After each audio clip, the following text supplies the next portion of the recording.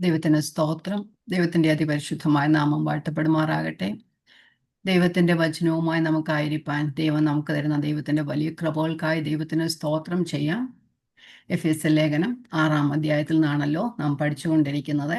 9 വരെയുള്ള വാക്യങ്ങളായിരുന്നു നാം കഴിഞ്ഞ ക്ലാസ്സിൽ പഠിച്ചത്. കർത്താവിൽ അല്ലെങ്കിൽ ആത്മാവിൽ നിറഞ്ഞവർ എങ്ങനെയായിരിക്കണം എന്നായിരുന്നു കഴിഞ്ഞ ക്ലാസ് വരെ നമ്മൾ പഠിച്ചു വന്നത്. അത് കുടുംബത്തിലും സമൂഹത്തിലും മറ്റ് എല്ലാ സ്ഥലങ്ങളിലും ദൈവം നമ്മെ, തൊഴിൽ മേഖലകളിലും നമ്മെ ദൈവം ആക്കി വച്ചിരിക്കുന്ന സ്ഥലത്തൊക്കെയും നാം എങ്ങനെ നടക്കണം എന്നായിരുന്നു നമ്മൾ പഠിച്ചത്. 10-ാമത്തെ വാക്യത്തിലേക്ക് നമ്മൾ ഇന്ന് വന്നിരിക്കുകയാണ്. 10-ാമത്തെ വാക്യം ഞാൻ ഒന്ന് വായിക്കാം. ഒടുവിൽ കർത്താവിലും അവന്റെ അമിത ബലത്തിലും ശക്തിപ്പെടുവൻ.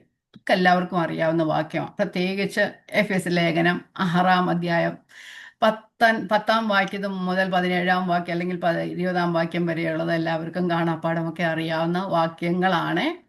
നമ്മൾ കാണാതെ പഠിച്ചു, കാണാതെ പഠിക്കും, കാണാതെ പല പ്രാവശ്യം എന്താ പറയുക, വായിക്കുകയും പഠിക്കുകയൊക്കെ ചെയ്യുന്ന വാക്യങ്ങളാണ്. അതുപോലെ നമ്മൾ പലപ്പോഴും കേട്ടിട്ടുള്ള വാക്യങ്ങളുമാണ്. പക്ഷെ നമ്മൾ ശരിക്കും ആ ഒരു സർഫസ് റീഡിങ്ങോ അല്ലെങ്കിൽ അങ്ങനെയുള്ള പഠിത്തമാണെങ്കിലും അതിൻ്റെ ആഴമായ അർത്ഥങ്ങളെ നമുക്ക് മനസ്സിലാക്കാൻ ബുദ്ധിമുട്ടുള്ള ഒരു പാഠഭാഗമാണ് ഇത്.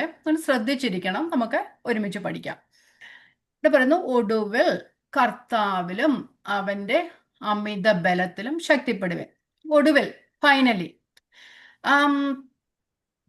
പോൾ തൻ്റെ ഈ ലേഖനത്തിന്റെ അവസാന ഭാഗത്തിലേക്ക് കടന്നു വന്നിരിക്കുകയാണ്. ഈ 10 മുതൽ 20 വരെയുള്ള വാക്യങ്ങൾ ക്രിസ്തീയ പോരാട്ടത്തെക്കുറിച്ചുള്ള ഒരു പ്രബോധനമാണ്. ക്രിസ്തീയ പോരാട്ടത്തെക്കുറിച്ചുള്ള പ്രബോധനമാണ്. അല്ലെങ്കിൽ നമ്മൾ പറയാം ആത്മീക യുദ്ധം, സ്പിരിച്വൽ വാർഫെയർ എന്നൊക്കെ നമ്മൾ പറഞ്ഞ് കേട്ടിട്ടുണ്ട്. അത് തന്നെയാണ് ഇവിടെ പറഞ്ഞിരിക്കുന്നത്. നമ്മൾ ഈ ലേഖനത്തിന്റെ ആദ്യ ഭാഗങ്ങൾ മുതൽ പരിശോധിക്കുകയാണെങ്കിൽ ക്രിസ്തുവിലുള്ള നമ്മുടെ സ്ഥാനത്തെയും നമ്മുടെ അനുഗ്രഹങ്ങളെയൊക്കെ പറഞ്ഞിരിക്കുന്നു. സാധാരണ അല്ല, ശേഷം ബൈബിൾ പറയുന്ന പോലെ ശേഷം മനുഷ്യരെ പോലെയുള്ള ഒരു ജീവിതമല്ല ക്രിസ്തുവിൽ വിശ്വസിക്കുന്നവരുടെ ജീവിതം എന്ന് പറയുന്നത്, അല്ലെങ്കിൽ ഒരു വിശ്വാസിയുടെ, ഒരു ദൈവ പൈതലിന്റെ ജീവിതം എന്ന് പറയുന്നത്. അത് ഈ ലോകം കൊണ്ട് അവസാനിക്കുന്നതല്ല. ഈ ലോകത്തിന് അപ്പുറമായിട്ടൊരു നിത്യജീവിതത്തിലേക്കാണ് ദൈവം നമ്മെ കൈപിടിച്ച് നടത്തുന്നത്. നമുക്ക് ആ ഭാഗ്യം ലഭിച്ചവരാണ്. അപ്പം നമ്മുടെ അനുഗ്രഹങ്ങളെക്കുറിച്ചും നമ്മുടെ ക്രിസ്തുവിലുള്ള സ്ഥാനത്തെയൊക്കെ കുറിച്ച് പഠിച്ചു. 4 മുതലുള്ള അധ്യായങ്ങളിൽ നമ്മൾ പഠിച്ചത് നമ്മുടെ അനുഗ്രഹങ്ങളും നമ്മുടെ ഈ പൊസിഷനും അനുസരിച്ച് നാം എങ്ങനെയാണ് ഈ ലോകത്തിൽ നടക്കേണ്ടത് എന്ന് വെച്ചാൽ ഓരോ ദൈനംദിന ജീവിതത്തിലും നാം എങ്ങനെ ജീവിക്കണം, ക്രിസ്തുവിൻ്റെ മക്കൾ അല്ലെ ദൈവത്തിൻ്റെ മക്കളായി, ദൈവ പൈതലായി, ഒരു ശരിയായ ഒരു വിശ്വാസിയായി, ഒരു കേവലം വിശ്വാസിയായി നമുക്ക് ജീവിക്കാൻ ഒരു പ്രശ്നവുമില്ല. പക്ഷെ ഒരു ശരിയായ വിശ്വാസിയായി നാം നടക്കേണ്ടത് എങ്ങനെയെന്ന് വചനം നമ്മളെ പഠിപ്പിച്ചു. നമ്മൾ പഠിച്ചുകൊണ്ടിരിക്കുകയാണ് ചെയ്തത്. പക്ഷേ നമ്മൾ ഇങ്ങനെയൊക്കെ നാം ദൈവം നമ്മെക്കുറിച്ച് ആഗ്രഹിക്കുന്ന രീതിയിൽ നാം നടക്കണമെങ്കിൽ നാം ഒരു ഒരു പോരാട്ടം കഴിക്കണം. വെറുതെ ദൈവത്തിന്റെ മക്കളായി, ഞാൻ പറഞ്ഞ സാധാരണ വിശ്വാസിയായി ജീവിക്കാം. പക്ഷെ ഒരു വിശുദ്ധീകരണത്തിന്റെ പാതയിലൂടെ ഒരു തികഞ്ഞ വിശ്വാസിയായി, ആത്മീക മെച്യൂരിറ്റി പ്രാപിക്കുന്ന ഒരു വിശ്വാസിയെ നമുക്ക് ജീവിക്കണമെങ്കിൽ അതിങ്ങനെ പോയാൽ, വെറുതെ പോയാൽ കഴിയുന്ന കാര്യമല്ല. ക്രിസ്തീയ ജീവിതം എന്ന് പറയുന്നത് ഒരു സാധാരണ ജീവിതമല്ല. അതൊരു വേർപാടിന്റെ ജീവിതമാണ്. അത് ക്രിസ്തുവിനോട് കൂടെയുള്ള ജീവിതമാണ്. അത് ത്യാഗം സഹിച്ചുകൊണ്ടുള്ള ജീവിതമാണ്. നാം ഒരു പോരാട്ടക്കളത്തിലാണ്, നാം ഒരു യുദ്ധക്കളത്തിലാണ്, ഒരു ആത്മീക യുദ്ധത്തിലാണ്. അത് ആരംഭിക്കുന്നത് നമ്മൾ ക്രിസ്തുവിനെ സ്വീകരിച്ച അന്ന് മുതൽ നാം ഈ ലോകത്തിൽ നിന്ന് മാറ്റപ്പെടുന്നത് വരെ ഈ യുദ്ധം തുടർന്നുകൊണ്ടേയിരിക്കും. അപ്പം നമ്മുടെ യുദ്ധം കണ്ടിന്യൂസാ, ഒരു ദിവസം കൊണ്ട് അവസാനിക്കുന്നതല്ല. ഇന്നൊരു പ്രശ്നം വന്നു, അത് കഴിഞ്ഞു നാളെ, പക്ഷെ മറ്റന്നാൾ വേറൊരു പ്രശ്നം തുടങ്ങും. അത് അങ്ങനെയാണ്. നാം ഒരിക്കലും വിശുദ്ധിയുടെ ആ പാരമ്യത്തിലേക്ക് എത്തുവാൻ സാത്താൻ നമ്മെ അനുവദിക്കുന്നല്ല, ഈ ലോകം നമ്മെ അനുവദിക്കുന്നില്ല. അങ്ങനെയാണെങ്കിൽ പൗലോസ് ഇവിടെ പറയുകയാണ്, എങ്ങനെ നിൽക്കണം? നമ്മൾ കെയർഫുൾ ആയിരിക്കണം. ഒടുവിൽ കർത്താവിലും, ഫൈനലി കർത്താവിലും അവന്റെ അമിത ബലത്തിലും ശക്തിപ്പെടുവേൻ. അപ്പം വിശ്വാസികൾ, ദൈവമക്കൾ, നാം എല്ലാവരും ആത്മീക യുദ്ധക്കളത്തിലാണ്. കളിക്കളത്തില്ല. കളിക്കളത്തിൽ കുറെ റൂൾസും റെഗുലേഷൻസ് ഒക്കെ ഉണ്ട്, അതങ്ങ് ഫോളോ ചെയ്താൽ മതി, അങ്ങനെയൊക്കെ അതിനകത്ത് ജയിക്കാം. പക്ഷെ ഇവിടെ അങ്ങനെയൊന്നും അല്ല. നാം ഒരു തികഞ്ഞ യുദ്ധക്കളത്തിലാണ്. അതുകൊണ്ട് നാം ആ ഒരു പോരാട്ട കളത്തിലായിരിക്കണം. അതുകൊണ്ട് നാം ദൈവത്തിന്റെ സർവായുധ വർഗമൊക്കെ ധരിച്ച് നല്ല പോരാട്ടം പോരാടിയാൽ മാത്രമേ തികഞ്ഞവരായി തീരും, അല്ലെങ്കിൽ ക്രിസ്തുവിൽ തികഞ്ഞവരായി തീരുവാനായിട്ട് നമുക്ക് കഴിയുകയുള്ളൂ. ഇവിടെ കർത്താവിനും അവന്റെ അമിത ബലത്തിലും ശക്തിപ്പെടുക എന്നൊക്കെ പറയുമ്പോൾ ഒരു യുദ്ധക്കളത്തെ കുറിച്ചാണ് പറയുന്നത്.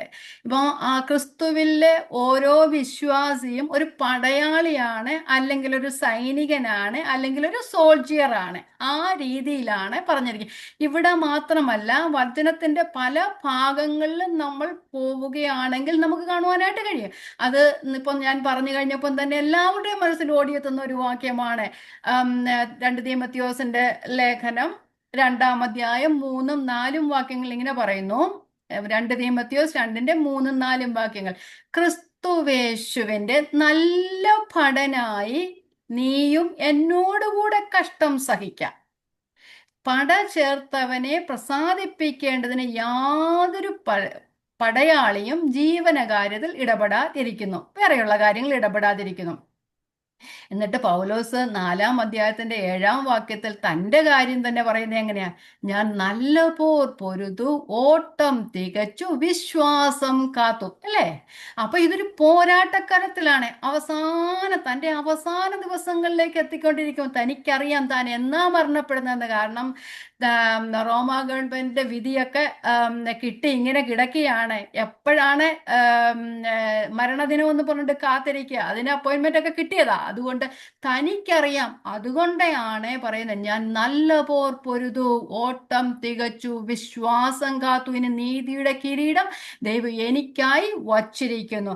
അതുകൊണ്ട് അപ്പൊ ആ നല്ല പോർ പൊരുതു, നാം ഓട്ടക്കളത്തിലാണ്. അത് അന്ത്യം വരെയും നാം പൊരുതണം. ഒരു ദിവസം പൊരുത് ജയിക്കാനല്ല, നാം ജയിക്കാനായിട്ടല്ല, ഓൾറെഡി നാം ജയിച്ചവരാണ്. പക്ഷെ ഈ ലോകത്തിൽ നമ്മളുടെ ആ സാഹചര്യങ്ങളിലൂടെയൊക്കെ, ഒരു പ്രതികൂലമായ സാഹചര്യങ്ങളിലൂടെ വരുമ്പോൾ നമ്മൾ ഓരോ ദിവസവും വിജയം കരീക്കണം. ക്രിസ്തുവിൽ നാം ജയിച്ചവരാണ്. നാം ദൈവത്തിന്റെ മക്കളായതുകൊണ്ട് നാം ജയിച്ചു.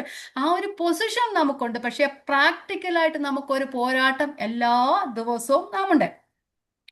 ഇവിടെ പറയുന്ന പോൾ അവരോട് പറയുകയാണ്, ക്രിസ്തുവിന്റെ ഒരു നല്ല പടയാളിയാകാനാണ്. ക്രിസ്തീയ ജീവിതം എന്ന് പറഞ്ഞ് ഒരു യുദ്ധമാണ്. നമുക്ക് ശത്രുക്കളുണ്ട്. നമ്മുടെ ശത്രുക്കൾ നാം മെയിൻലി പറയുകയാണെങ്കിൽ നമ്മൾ പറയും നമ്മളെ എതിർക്കുന്നവരാണ് ശത്രുക്കൾ എന്നൊക്കെ പറയും. പക്ഷെ വചനത്തിന്റെ അടിസ്ഥാനത്തിൽ നാം പറയുകയാണെങ്കിൽ ലോകം, ജഡം, പിശാച് എന്ന 3 ശത്രുക്കളുണ്ട്. അല്ലെ? ലോകം എന്ന് പറയുന്നത് ഞാൻ പലപ്പോഴും പറയുന്നത് പോലെ വെറും ലോകമല്ല, ലോകത്തിലെ മനുഷ്യരല്ല, ഈ ലോകത്തിന്റെ വ്യവസ്ഥയെ കുറിച്ചാണ്, പിശാചിനാൽ നയിക്കപ്പെടുന്ന ഒരു ലോക വ്യവസ്ഥയെ കുറിച്ചാണ് ലോകം എന്ന് പറയുന്നത്. രണ്ടാമത്തത് ജഡം. അത് നമ്മുടെ പഴയ മനുഷ്യൻ. നമ്മൾ പഴയ ഉണ്ടായിരുന്നല്ലോ. ആ ആദാമ്യ സ്വഭാവത്തെ നാം ജയിക്കണം. മൂന്നാമത്തത് പിശാച്. ഈ ലോകത്തെയും ജഡത്തെയും ഒക്കെ ജയിക്കാനായിട്ട് വലിയ പ്രയാസമൊന്നുമില്ല. പക്ഷെ നമ്മുടെ കർത്താവായ യേശു ക്രിസ്തു ലോകത്തെ ജയിച്ചു, ജഡത്തെ ജയിച്ചു, പിശാചിനെ ജയിച്ചു. കർത്താവ് പറഞ്ഞു, ഞാൻ ലോകത്തെ ജയിച്ചിരിക്കുന്നു. അതുകൊണ്ട് ക്രിസ്തുവിൽ വിശ്വസിക്കുന്ന നാം എല്ലാവരും ഇതിനെയെല്ലാം ജയിക്കണം. വചനത്തിന്റെ പല ഭാഗങ്ങളിലൂടെ പോവാണ്. യോഹന്നാന്റെ ലേഖനത്തെ പറയുന്നു, നമ്മൾ ലോകത്തെ എങ്ങനെയാ ജയിക്കേണ്ടത്? വിശ്വാസത്താലാണ് ജയിക്കേണ്ടത്. പിന്നെ നമ്മള് കൊരിന്ത്യർ ലേഖനത്തിലൂടെയും യാക്കോബിന്റെ ലേഖനത്തിലൂടെയൊക്കെ പറയുമ്പോൾ ജഡത്തെ ജയിക്കണമെങ്കിൽ എന്തോ ചെയ്യണം? നമ്മൾ വിട്ടോടണം, പലതിനെയും വിട്ടോടണം. യൗവന മോഹങ്ങളെ വിട്ടോടണം, ദുർനടപ്പ് വിട്ടോടണം, ജഡമോഹങ്ങളെ വിട്ടോടണം. അങ്ങനെ പലതും വിട്ടോടിയാൽ നാം ജഡത്തെ ജയിക്കാനായിട്ട് കഴിയും. പക്ഷെ ഇതിൽ ഏറ്റവും വലിയതെന്ന് പറയുന്നത് പിശാചാണ്. പിശാചിനെ ജയിക്കണമെങ്കിൽ നാം പോരാടിക്കൊണ്ടേ ഇരിക്കണം, നാം എതിർത്തുകൊണ്ടേ ഇരിക്കണം. പിശാചാണ് ഇതിൽ ഏറ്റവും വലിയ വില്ലൻ എന്ന് പറയുന്നത്. അതുകൊണ്ട് അതിനെ ജയിക്കണമെങ്കിൽ ദൈവത്തിന്റെ വിശ്വാസമോ വിട്ടോടിയാലോ ഒന്നും നടക്കുന്ന കാര്യമല്ല. പിശാചിന്റെ തന്ത്രങ്ങളോട് എതിർത്ത് നിൽക്കാൻ കഴിയേണ്ടതിന് ദൈവത്തിന്റെ സർവായുധമുഖം ധരിച്ചോളാം. അപ്പൊ നമ്മുടെ വലിയ ശത്രു എന്ന് പറയുന്നത് പിശാചാണ്. പിശാചും അവന്റെ കിങ്കരന്മാരും അല്ലെങ്കിൽ അവന്റെ അനുയായികളും. സാത്താൻ ക്രിസ്തുവിന്റെ വേല ചെയ്യുന്നതിൽ നിന്ന്, ഞാനിപ്പം വേല ചെയ്യാത്തവരെ കുറിച്ച് പറയുമെന്ന് നിങ്ങൾ വയ്ക്കാം, വേല ചെയ്യുന്നവരുടെ കാര്യം. പക്ഷെ വേല എന്ന് പറയുമ്പോൾ നമ്മളെ ഏൽപ്പിച്ച് എവിടെ ഏൽപ്പിച്ചിരിക്കുന്നു അവിടെയൊക്കെ നമ്മളെ, കുടുംബത്തിലാണെങ്കിൽ ഇതെല്ലാം വേലയാണ്. എങ്കിലും ഞാൻ ഒന്നുകൂടെ പറയുകയാണെങ്കിൽ, ക്രിസ്തുവിന്റെ ആ വിശുദ്ധീകരണത്തിലേക്ക് നമ്മെ കൊണ്ടുപോകാതിരിക്കാൻ അതിന് തടയുന്ന ഏത് തന്ത്രങ്ങളും സാത്താൻ ഉപയോഗിക്കും. അപ്പം ദൈവത്തിന്റെ വേല ചെയ്യാതിരിക്കുന്നവരെ പിന്തിരിപ്പിക്കും. ക്രിസ്തുവിന്റെ ആ അല്ലെ ക്രിസ്തു എന്ന തലയോളം നാം വളരാതിരിക്കാൻ വേണ്ടി നമ്മൾ എല്ലാ എതിർ പോരാട്ടങ്ങളും ഉപയോഗിക്കുന്നവനാണ് സാത്താനും അവന്റെ കിങ്കരന്മാരും. അത് ചിലപ്പോൾ ഒരു വിശ്വാസിയായിരിക്കും, വിശ്വാസിയെ തകർക്കും, കുടുംബത്തെ തകർക്കും, സമൂഹത്തെ തകർക്കും, ചർച്ചിനെ ശിഥിലമാക്കി കളയും. ഇങ്ങനെ എല്ലാ തരത്തിലും അവൻ ആക്രമണം നേരിട്ട് ചെയ്തുകൊണ്ടേയിരിക്കും, അല്ലേ? അപ്പൊ അതുകൊണ്ടാണ് പറയുന്നത് ക്രിസ്തീയ ജീവിതമെന്ന് പറയുന്നത് കേവലം ഒരു ജീവിതമല്ല, നാം എപ്പോഴും ഒരു പോരാട്ട കളത്തിലാണ്. പിശാച് തന്റെ ആയുധവർഗങ്ങളെ ഒന്നും ഒരു കേവല വിശ്വാസികളുടെ മേലൊന്നും ഉപയോഗിച്ച് പുള്ളിയുടെ സമയം കളയാറില്ല. കാരണം അത് പ്രയോജനമില്ലെന്നറിയും. ക്രിസ്തുവിനെ ആത്മാർത്ഥമായി സ്നേഹിക്കുന്നവരും വിശുദ്ധീകരണത്തിലൂടെ പോകാൻ ആഗ്രഹിക്കുന്നവരിലുമാണ് അവന്റെ തന്ത്രങ്ങൾ കൂടുതലായി ഉപയോഗിക്കുന്നത്. നമുക്കറിയാം, സാധാരണ ഒരു ചർച്ചിൽ പോകാൻ വലിയ ബുദ്ധിമുട്ടുള്ളതെന്ന്, പക്ഷെ ഒരു ബൈബിൾ ക്ലാസ്സിന് വരണമെങ്കിൽ ഇച്ചിരി ബുദ്ധിമുട്ടാണ്. അല്ലെങ്കിൽ തന്നെ ഇരുന്ന് ബൈബിൾ പഠിക്കണമെന്നുണ്ടെങ്കിൽ ഇച്ചിരി ബുദ്ധിമുട്ടാണ്, അല്ലേ? നമ്മൾ ബൈബിൾ വചനം കാണാതെ പഠിക്കണമെങ്കിൽ അതിലും ബുദ്ധിമുട്ടാണ്. ഇങ്ങനെയൊക്കെ ഉണ്ട്. എന്തുകൊണ്ടാണ്? നമ്മളെ ചുറ്റി നമ്മൾ കാണത്തില്ലെങ്കിലും ഒരു അദൃശ്യമായ ഒരു സൈന്യം നമ്മുടെ ചുറ്റുമുണ്ട്. അതുകൊണ്ടാണ്. അപ്പം നമ്മളെ വിശുദ്ധ ജീവിതത്തിലേക്ക് നയിക്കുന്നതിന് എതിർ നിൽക്കുക എന്നതാണ് അവരുടെയൊക്കെയും മെയിനായ ഉദ്ദേശം. ഇവിടെ പറയുന്ന കർത്താവിലും അവന്റെ അമിത ബലത്തിലും ശക്തിപ്പെടുക. നമുക്ക് സ്വന്തം ശക്തിയാൽ പിശാചിനോട് ജയിക്കുവാൻ കഴിയുന്നതല്ല. ദൈവത്തിന്റെ ശക്തിയാൽ മാത്രമേ നമുക്ക് പിശാചിനോട് ജയിക്കുവാൻ കഴിയുകയുള്ളൂ. നമുക്കറിയാം, ശത്രുവിന് ശക്തിയുണ്ട്, സാത്താന് ശക്തിയുണ്ട്. സാത്താന്റെ ശക്തി നമ്മളെക്കാൾ വലിയ ശക്തിയാണ് എങ്കിലും ദൈവത്തിന്റെ ശക്തിയോളം വരികയില്ല. അതുകൊണ്ട് നമുക്ക് ജയിക്കാൻ കഴിയത്തില്ല നമ്മുടെ സ്വയമായി നിന്ന്. അതുകൊണ്ടാണ് പറയുന്നത് കർത്താവിലും അവന്റെ അമിത ബലത്തിലും ശക്തിപ്പെടുവീൻ എന്ന് പറയുന്നത്. രണ്ട് കാര്യങ്ങളാണ് സാത്താനെ ജയിക്കാൻ അല്ലെങ്കിൽ പിശാചിന്റെ തന്ത്രങ്ങളെ ജയിക്കുവാനായിട്ട് ഇവിടെ ദൈവം പൗലോസ് അപ്പോസ്തലനാൽ നമുക്ക് എഴുതി തന്നിരിക്കുന്നത്. ഒന്ന്, കർത്താവിലും അവന്റെ അമിത ബലത്തിലും ശക്തിപ്പെടുവിൻ. രണ്ടാമത്തെ കാര്യം താഴെയുള്ള വാക്യങ്ങളിലാണ്, ദൈവത്തിന്റെ സർവായുധ വർഗം ധരിക്കണം. രണ്ടും ഒരുപോലെ തന്നെ പ്രധാനപ്പെട്ടതാണ്.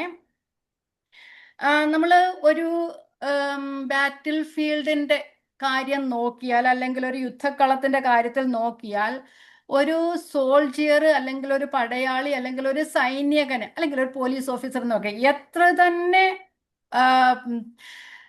പ്രിപ്പയർ ആയാലും, അല്ലേ, ആ എല്ലാ കാര്യങ്ങളും ഒക്കെ ഉണ്ടെങ്കിലും അങ്ങനെ എല്ലാ കവചങ്ങളും ധരിച്ചുകൊണ്ടാണ് ഒരുങ്ങുന്നത്, അല്ലേ?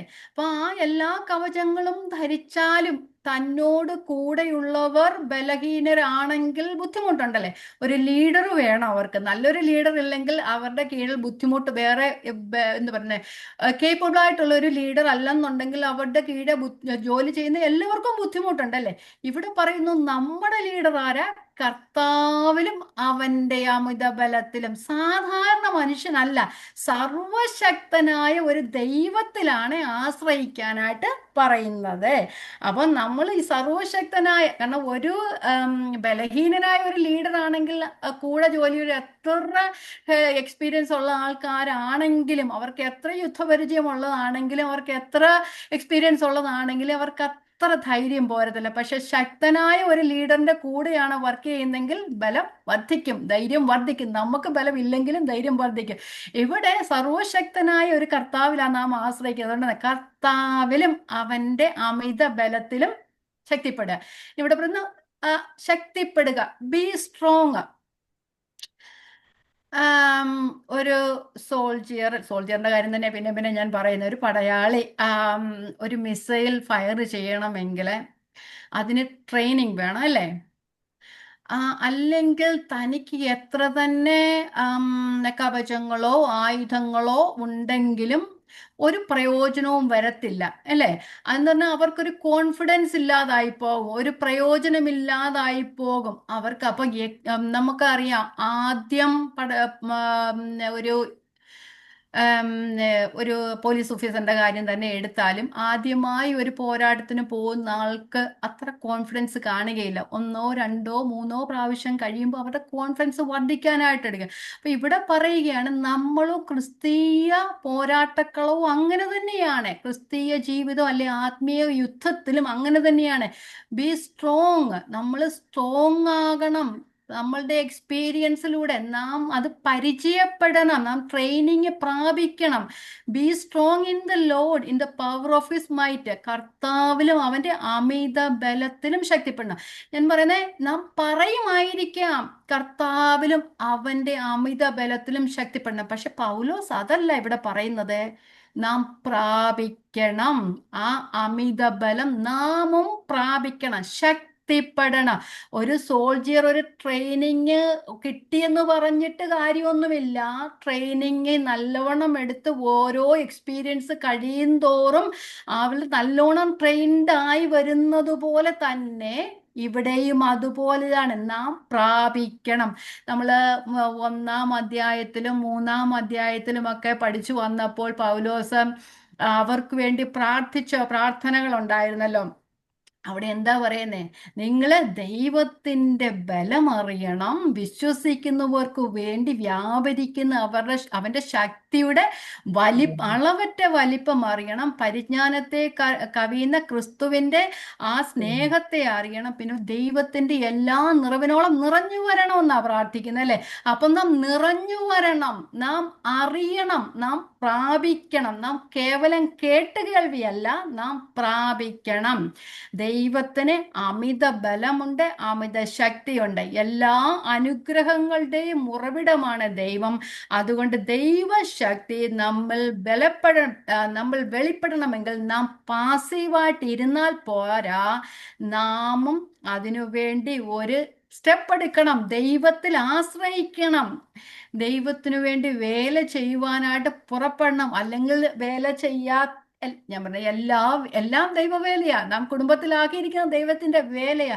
പക്ഷെ ദൈവം ആഗ്രഹിക്കുന്നത് പോലെ നാം കുടുംബത്തിലായിരിക്കേണ്ടതുപോലെ ആയിരുന്നാൽ, നാം ജോലി സ്ഥലത്തെ ആയിരിക്കേണ്ട പോലെ ആയിരിക്കേണ്ടതിന് നാം ഒരു ദൈവത്തിൽ പൂർണ്ണമായും ആശ്രയിക്കണം. ഒരു കേവലം മനുഷ്യനെ പോലെ ജീവിക്കാനോ ഒരു സാധാരണ വിശ്വാസികൾ പോലെ ജീവിക്കാനോ വലിയ ബുദ്ധിമുട്ടൊന്നുമില്ല. പക്ഷെ ദൈവികമായ രീതിയിൽ സത്യത്തിലും നീതിയിലും ഒക്കെ നമ്മൾ പറയുന്നത്, സത്യത്തിലും നീതിയിലും ദൈവാനുരൂപമായി സൃഷ്ടിക്കപ്പെട്ട പുതുമനുഷ്യനെ ധരിച്ചോളൂ പറഞ്ഞത്. ആ പുതുമനുഷ്യനെ ധരിച്ച് ആ പുതുമനുഷ്യനായി നാം ജീവിക്കണമെങ്കിൽ അത് നടക്കുന്ന കാര്യമല്ല. കാരണം നമുക്ക് വലിയൊരു നടക്കും, പോരാട്ടമുണ്ട്. പക്ഷെ നാം അറിഞ്ഞിരിക്കണം. ഞാൻ പറഞ്ഞ കേവല വിശ്വാസിയെ നടക്കാൻ എളുപ്പം, പക്ഷേ സത്യത്തിലും നീതിയിലും ദൈവാനുരൂപമായി സൃഷ്ടിക്കപ്പെടുന്ന പുതു മനുഷ്യനെ ധരിച്ചുകൊണ്ട് നടക്കുക എന്ന് പറയുന്നത് ഇച്ചിരി ബുദ്ധിമുട്ടുള്ള കാര്യം. അതുകൊണ്ട് നാം പോരാടുക തന്നെ വേണം. അപ്പൊ നമുക്ക് ചില കാര്യങ്ങൾ നമുക്ക് ചെയ്യുവാൻ കഴിഞ്ഞേക്കാം, നമുക്ക് ദൈവത്തിൽ ആശ്രയിക്കാതെ ചെയ്തിരിക്കാം. പക്ഷേ ദൈവത്തിന്റെ വചനം അങ്ങനെയല്ല പറയുന്നത്. ലോകത്തിന്റെ കാര്യങ്ങൾക്കൊക്കെ നമുക്ക് ചെയ്യാം, തന്നെത്താൻ ചെയ്യാം. ദൈവികമായ എല്ലാ കാര്യങ്ങൾക്കും ദൈവത്തെ കൂട്ടുപിടിക്കണം. നാം ഒരു ചെറിയ കാര്യത്തിന് പോയാലും കർത്താവെ കൂടെ വരണേന്ന് പറയാമെങ്കിൽ അതൊരു വലിയൊരു ബലമാണ്, ഒരു ശക്തിയാണ്. അപ്പം നമ്മൾ തന്നെയല്ല പോകുന്നത്, നമ്മോട് കൂടെ ദൈവം ഉണ്ടാവുന്ന ഒരു ഫീലിംഗാണ് നമുക്ക് വരുന്നത്, അല്ലേ? നാം നമുക്ക് പോകാൻ കഴിയുന്ന സ്ഥലമായിരിക്കാം, പക്ഷേ എന്നോടുകൂടെ വേറൊരാളും കൂടെ ഉണ്ടെങ്കിൽ അത് നല്ലതല്ലേ? അദൃശ്യനായ ദൈവത്തെയും കൂടെ കൂട്ടുപിടിച്ച് പോയാൽ ദൈവത്തിന് പോകാൻ കഴിയാത്ത ഒരു സ്ഥലവും ഇല്ലല്ലോ, അല്ലേ? നമ്മളെ ചിലവർ പറയും, ഞാൻ കുറച്ച് ചെയ്യാം, ബാക്കി ദൈവം ചെയ്യും. ചിലവർ പറയും, ഞാൻ ചെയ്തില്ലേലും വേണ്ടില്ല, ദൈവം മുഴുവനായും ചെയ്യും. അതൊന്നും നടക്കുന്ന കാര്യമല്ല. എനിക്ക് ഇഷ്ടമുള്ളതൊക്കെ ചെയ്യാം, ബാക്കി ദൈവം ചെയ്യാം, അതൊന്നും അല്ല ഞാൻ പറയുന്നത്. നമ്മുടെ ഓരോ സ്റ്റെപ്പിലും ദൈവത്തെ കൂട്ടുപിടിച്ച് മുമ്പോട്ട് പോവുകയാണെങ്കിൽ നമുക്ക് ചെറിയ സ്റ്റെപ്പ് മുതൽ വലിയ സ്റ്റെപ്പ് വരെ ദൈവത്തോട് കൂടെ നടന്ന് മുമ്പോട്ട് പോകുവാനായിട്ട് നമുക്ക് കഴിയും. എല്ലാ കാര്യത്തിലും ദൈവത്തെ ആശ്രയിക്കാം. ദിവസം എപ്പോഴാണ് വരുന്നതെന്ന് നമുക്കറിയത്തില്ല, പക്ഷേ ആദ്യം അവസാനവും ഒരുപോലെ അറിയുന്ന ദൈവം, അല്ലേ? ദിവസത്തിൽ നാം എതിർത്ത് നിൽക്കാനും സകലവും സമാപിച്ചിട്ട് ഉറച്ചു നിൽപ്പാനും കഴിയേണ്ടതിന് ദൈവം നമ്മളെ സഹായിക്കും. ഇനി ഈ ആത്മീകമായ യുദ്ധത്തിൽ അല്ലെങ്കിൽ ഈ യുദ്ധ പോർക്കളത്തിൽ നാം 3 കാര്യങ്ങൾ ശരിക്കും അറിഞ്ഞിരിക്കണം. ഈ സർവായുധ വർഗത്തിലേക്ക് നമുക്ക് പിന്നെ വരാം. ആദ്യം നാം അറിഞ്ഞിരിക്കേണ്ട കാര്യം, നാം ആദ്യം അറിയേണ്ടത് നമ്മുടെ ദൈവത്തെ അറിയണം. ദൈവത്തെ അറിയണമെന്ന് പറഞ്ഞാൽ നമ്മുടെ ദൈവം ആരാണെന്നറിയണം, നമ്മുടെ ദൈവത്തിന്റെ ശക്തി നാം അറിയണം, ദൈവത്തിൽ എന്തൊക്കെ റിസോഴ്സസ് ഉണ്ടെന്ന് നാം അറിയണം. അല്ലെങ്കിൽ അവൻ തന്നെ വിളിച്ചപേക്ഷിക്കുന്ന ഏവർക്കും നൽകുവാൻ തക്കവണ്ണം ശക്തനായ, അല്ലെ? സമ്പന്നനാകുന്നു. അവൻ വിളിച്ചപേക്ഷിക്കുന്ന എവർക്ക് നൽകുവാൻ തക്കവണ്ണം സമ്പന്നനാകുന്നു. ദൈവത്തിന്റെ പക്കൽ ഒന്നിനും ഒരു കുറവില്ല. പരിമിതികളില്ലാത്ത ദൈവം, പരിധികളില്ലാത്ത ദൈവം, ഭണ്ഡാരത്തിൽ ഒന്നിനും കുറവില്ല. അപ്പൊ ആ ദൈവം നമുക്ക് ശക്തി തരുവാൻ ആ ദൈവത്തിൽ നാം ആശ്രയിക്കണം. ആ ദൈവത്തെ അറിയണം, ദൈവത്തിന്റെ ശക്തി അറിയണം, ദൈവത്തിന്റെ അളപ്പറ്റ വലിപ്പം അറിയണം. അങ്ങനെയെല്ലാം നാം അറിയണം. ഇനി രണ്ടാമതായിട്ട് നമ്മുടെ ശത്രു ആരാണെന്ന് അറിയണം. അവന്റെ തന്ത്രങ്ങൾ എന്താണെന്ന് അറിയണം. അല്ലെങ്കിൽ പിന്നെ ശത്രുവിനെ അറിഞ്ഞില്ലെങ്കിൽ നമ്മൾ എങ്ങനെയാ പോരാടുന്നത്, അല്ലേ? നമ്മൾ ശത്രു ആരാണെന്ന് അറിയണം. മൂന്നാമതായിട്ട് നാം നമ്മെ തന്നെ അറിയണം. നാം ആരാന്നറിയണം. നമ്മൾ വലിയ വർത്താനമൊക്കെ പറയുമ്പോൾ നമ്മൾ വലിയ ധൈര്യശാലികളാ, അല്ലേ? പക്ഷെ എപ്പോഴും നാം ധൈര്യശാലികളായിരിക്കുകയില്ല. കാരണം നമുക്ക് ആപത്ത് വരുമ്പോഴും വിഷമം വരുമ്പോഴും സങ്കടങ്ങൾ വരുമ്പോഴും നമ്മൾ പൊട്ടിക്കരയുന്നവരാ, അയ്യോ ഞാൻ എന്തോ ചെയ്യുമെന്ന്. പക്ഷെ നാം നമ്മെ തന്നെ അറിയണം, നമ്മുടെ ബലഹീനതകളെ അറിയണം, നാം ആരാണെന്ന് അറിയണം. എങ്കിൽ മാത്രമേ, പൂർണ്ണമായും നാം നമ്മെ അറിഞ്ഞാൽ മാത്രമേ ഈ പോരാട്ടിൽ നമുക്ക് ദൈവത്തിൽ പൂർണ്ണമായും ആശ്രയിക്കാനായിട്ട് കഴിയുകയുള്ളൂ. അതുകൊണ്ട് നമുക്കറിയാം, പലരും പല ദൈവിക കാര്യങ്ങളും ചെയ്യുവാനായിട്ട് ശ്രമിക്കാറുണ്ട്. ചിലരങ്ങ് 24 മണിക്കൂറും ബിസിയാ, അല്ലേ? പല കാര്യങ്ങളും അവിയൽ പരുവത്തിൽ പലതിലങ്ങ് ഇടപെടും, എല്ലാത്തിലും അങ്ങ് പോകും. പക്ഷെ ഒരു കാര്യം വിജയിക്കത്തുമില്ല, ഒരു കാര്യത്തിലും ദൈവത്തിൽ ആശ്രയിക്കത്തുമില്ല. സ്വന്തം ശക്തി കൊണ്ട് ചെയ്യുവാനായിട്ട് ശ്രമിക്കും. നമ്മൾ പറയത്തില്ലേ, ഈ ഹോളുള്ള ബക്കറ്റ് വെള്ളം ഒഴിച്ചതുപോലെ ഇരിക്കുമെന്ന് പറയാൻ നമ്മൾ കേട്ടിട്ടില്ലേ? അങ്ങനെയൊക്കെ ആയിപ്പോവും. പക്ഷെ നമ്മളുടെ കഴിഞ്ഞ ക്ലാസ്സിൽ ഞാൻ പറഞ്ഞതായിരുന്നു, നമ്മളെ ഏൽപ്പിച്ച് അല്പത്തിൽ വിശ്വസ്തരാക്കുക. അധികമൊക്കെ തരുവാണെങ്കിൽ അത് വാങ്ങിക്കാതെ പിന്നെ ആവട്ടെ. പക്ഷെ ഞാൻ അല്പത്തിന്റെ കാര്യമാണ് പറഞ്ഞത്. നമ്മെ ഒരല്പം ദൈവം ഏൽപ്പിച്ചിട്ടുണ്ടെങ്കിൽ നാം ആ അല്പത്തിൽ വിശ്വസ്തരായിരിക്കാൻ ദൈവത്തിൽ നാം പൂർണ്ണമായും ആശ്രയിക്കേണ്ടതാണ്. അപ്പം ദൈവം ആരാണെന്ന് അറിയണം, നമ്മുടെ ശത്രു ആരാണെന്ന് അറിയണം, നാം എന്താ വെച്ചാൽ നാം തന്നെ ആരാണെന്ന് അറിയണം. അപ്പൊ അത്രയും മനസ്സിലായല്ലോ, നമുക്ക് മുമ്പോട്ട് പോകാം. നാം അല്പത്തിൽ നമ്മെ ഏൽപ്പിച്ചിരിക്കുന്ന വേല ചെയ്യുക. അതിന്റെ ഓരോ സ്റ്റെപ്പിലും നാം ദൈവത്തെ ആശ്രയിക്കുക.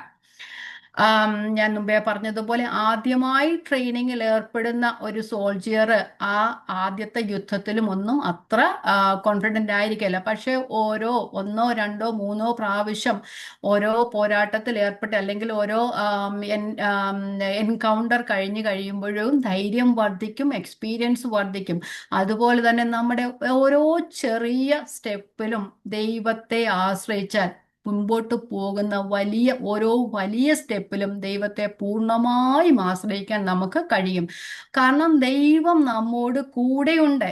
നാം നമ്മള് എന്താ പറയുന്നത്, നമ്മള് ഫറവോനെ പറയുമല്ലോ, ഫറവോനെ പോലെ ഈ വൈക്കോല് കൊടുക്കാതെ പിന്നെ ഇഷ്ടിക തികച്ചു തരണമെന്ന് പറയുന്ന ദൈവം അല്ല നമ്മുടെ ദൈവം.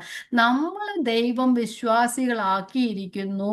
ആ നമ്മെ ദൈവം ക്രിസ്തുവിന് അനുരൂപമായി ഏറ്റവും വലിയ ബുദ്ധിമുട്ട്, കാരണം ശുശ്രൂഷയൊക്കെ ചെയ്യാൻ ചിലപ്പം കഴിയുമായിരിക്കാം, പക്ഷെ ഏറ്റവും വലിയ ബുദ്ധിമുട്ട് ക്രിസ്തുവിനെ പോലെ ആയിത്തീരുക എന്നാണ്. നമുക്ക് ഏറ്റവും വലിയ പോരാട്ടമുള്ളത് വിശുദ്ധീകരണത്തിലേക്ക് നയിക്കുക, കംപ്ലീറ്റ്ലി ദൈവത്തിന്, ആ ദൈവം ആഗ്രഹിക്കുന്ന രീതിയിൽ നാം ആയിത്തീരുക എന്നാണ് ഏറ്റവും വലിയ ബുദ്ധിമുട്ട്. പക്ഷെ ആ പ്രശ്നം, അതിനും ദൈവം നമ്മെ നയിക്കാൻ ശക്തനാണ്. ഫറവോനെ പോലെ ഇഷ്ടിക കൊണ്ട് ചെയ്യുക, ഇഷ്ടിക ഉണ്ടാക്കി തരിക, ഞാൻ വൈക്കോല് തരത്തില്ല, നിങ്ങൾ എവിടെയെങ്കിലും പോയി വൈക്കോല് വാങ്ങിച്ചുകൊണ്ട് വരിക എന്ന് പറയുന്ന ഒരു ദൈവമല്ല നമ്മുടെ ദൈവം.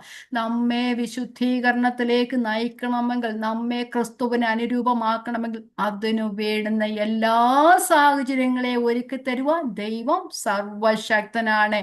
നമ്മളുടെ മുമ്പിൽ വരുന്ന പോരാട്ടങ്ങളെ നാം കാണുന്നതിന് മുമ്പ് തന്നെ കാണുന്ന ഒരു ദൈവമുണ്ട്. നമുക്ക് ശീമോനോട് ദൈവം, കർത്താവ് പറഞ്ഞു ഓർക്കുന്ന, ശീമോനെ ശീമോനെ, സാത്താൻ നിന്നെ ഗോതമ്പ് മണി പോലെ പാറ്റേണ്ടത് എന്നോട് അനുവാദം ചോദിച്ചു, പക്ഷെ നീ അതിൽ പതറിപ്പോകാതിരിക്കാൻ ഞാൻ അനുവദിച്ചില്ല, അല്ലേ? അപ്പൊ നാം ആത്മീക പോരാട്ടം, ഞാൻ പറഞ്ഞു, നമ്മുടെ ചുറ്റും ശത്രുക്കളുണ്ട്, നാം കാണാത്ത ശത്രുക്കൾ ഇഷ്ടം പോലെ ഉണ്ട്. നമുക്ക് അപകടങ്ങൾ ഉണ്ടാക്കാം, നമുക്ക് പ്രശ്നങ്ങൾ ഉണ്ടാക്കാം, മാനസിക ബുദ്ധിമുട്ടില്ല, പക്ഷേ അതിനെയൊക്കെ കാണുന്ന ഒരു ദൈവമുണ്ട്. എപ്പോഴും ദൈവം നമ്മെ അതിലൂടെ കടത്തിവിടുകയില്ല. അഗ്നിജാലയ്ക്കൊത്തുള്ള ഒരു കണ്ണുള്ള ദൈവത്തെയാണ് നാം ആരാധിക്കുന്നത്. നമ്മെ സൂക്ഷിക്കാൻ നമുക്ക് കഴിയുകയില്ല, പക്ഷെ നമ്മെ സൂക്ഷിക്കുന്ന ഒരു ദൈവം നമ്മോട് കൂടെ ഉണ്ട്. ആ ഒരു ഓർമ്മ നമുക്ക് വേണം. പൗലോസ് ചോദിക്കുന്നത്, സ്വന്തം ചെലവിന്മേൽ യുദ്ധസേവ ചെയ്യുന്നവരാൽ നാം ദൈവത്തിനു വേണ്ടി നിൽക്കുമ്പോൾ അതിനു വേണ്ടിയുള്ള എല്ലാ ശക്തിയും ഉപാധികളും ദൈവം തരുവാൻ ശക്തനാണ്. ആ ട്രസ്റ്റ് നാം ദൈവത്തിൽ നിന്ന് നേടിയെടുക്കണം.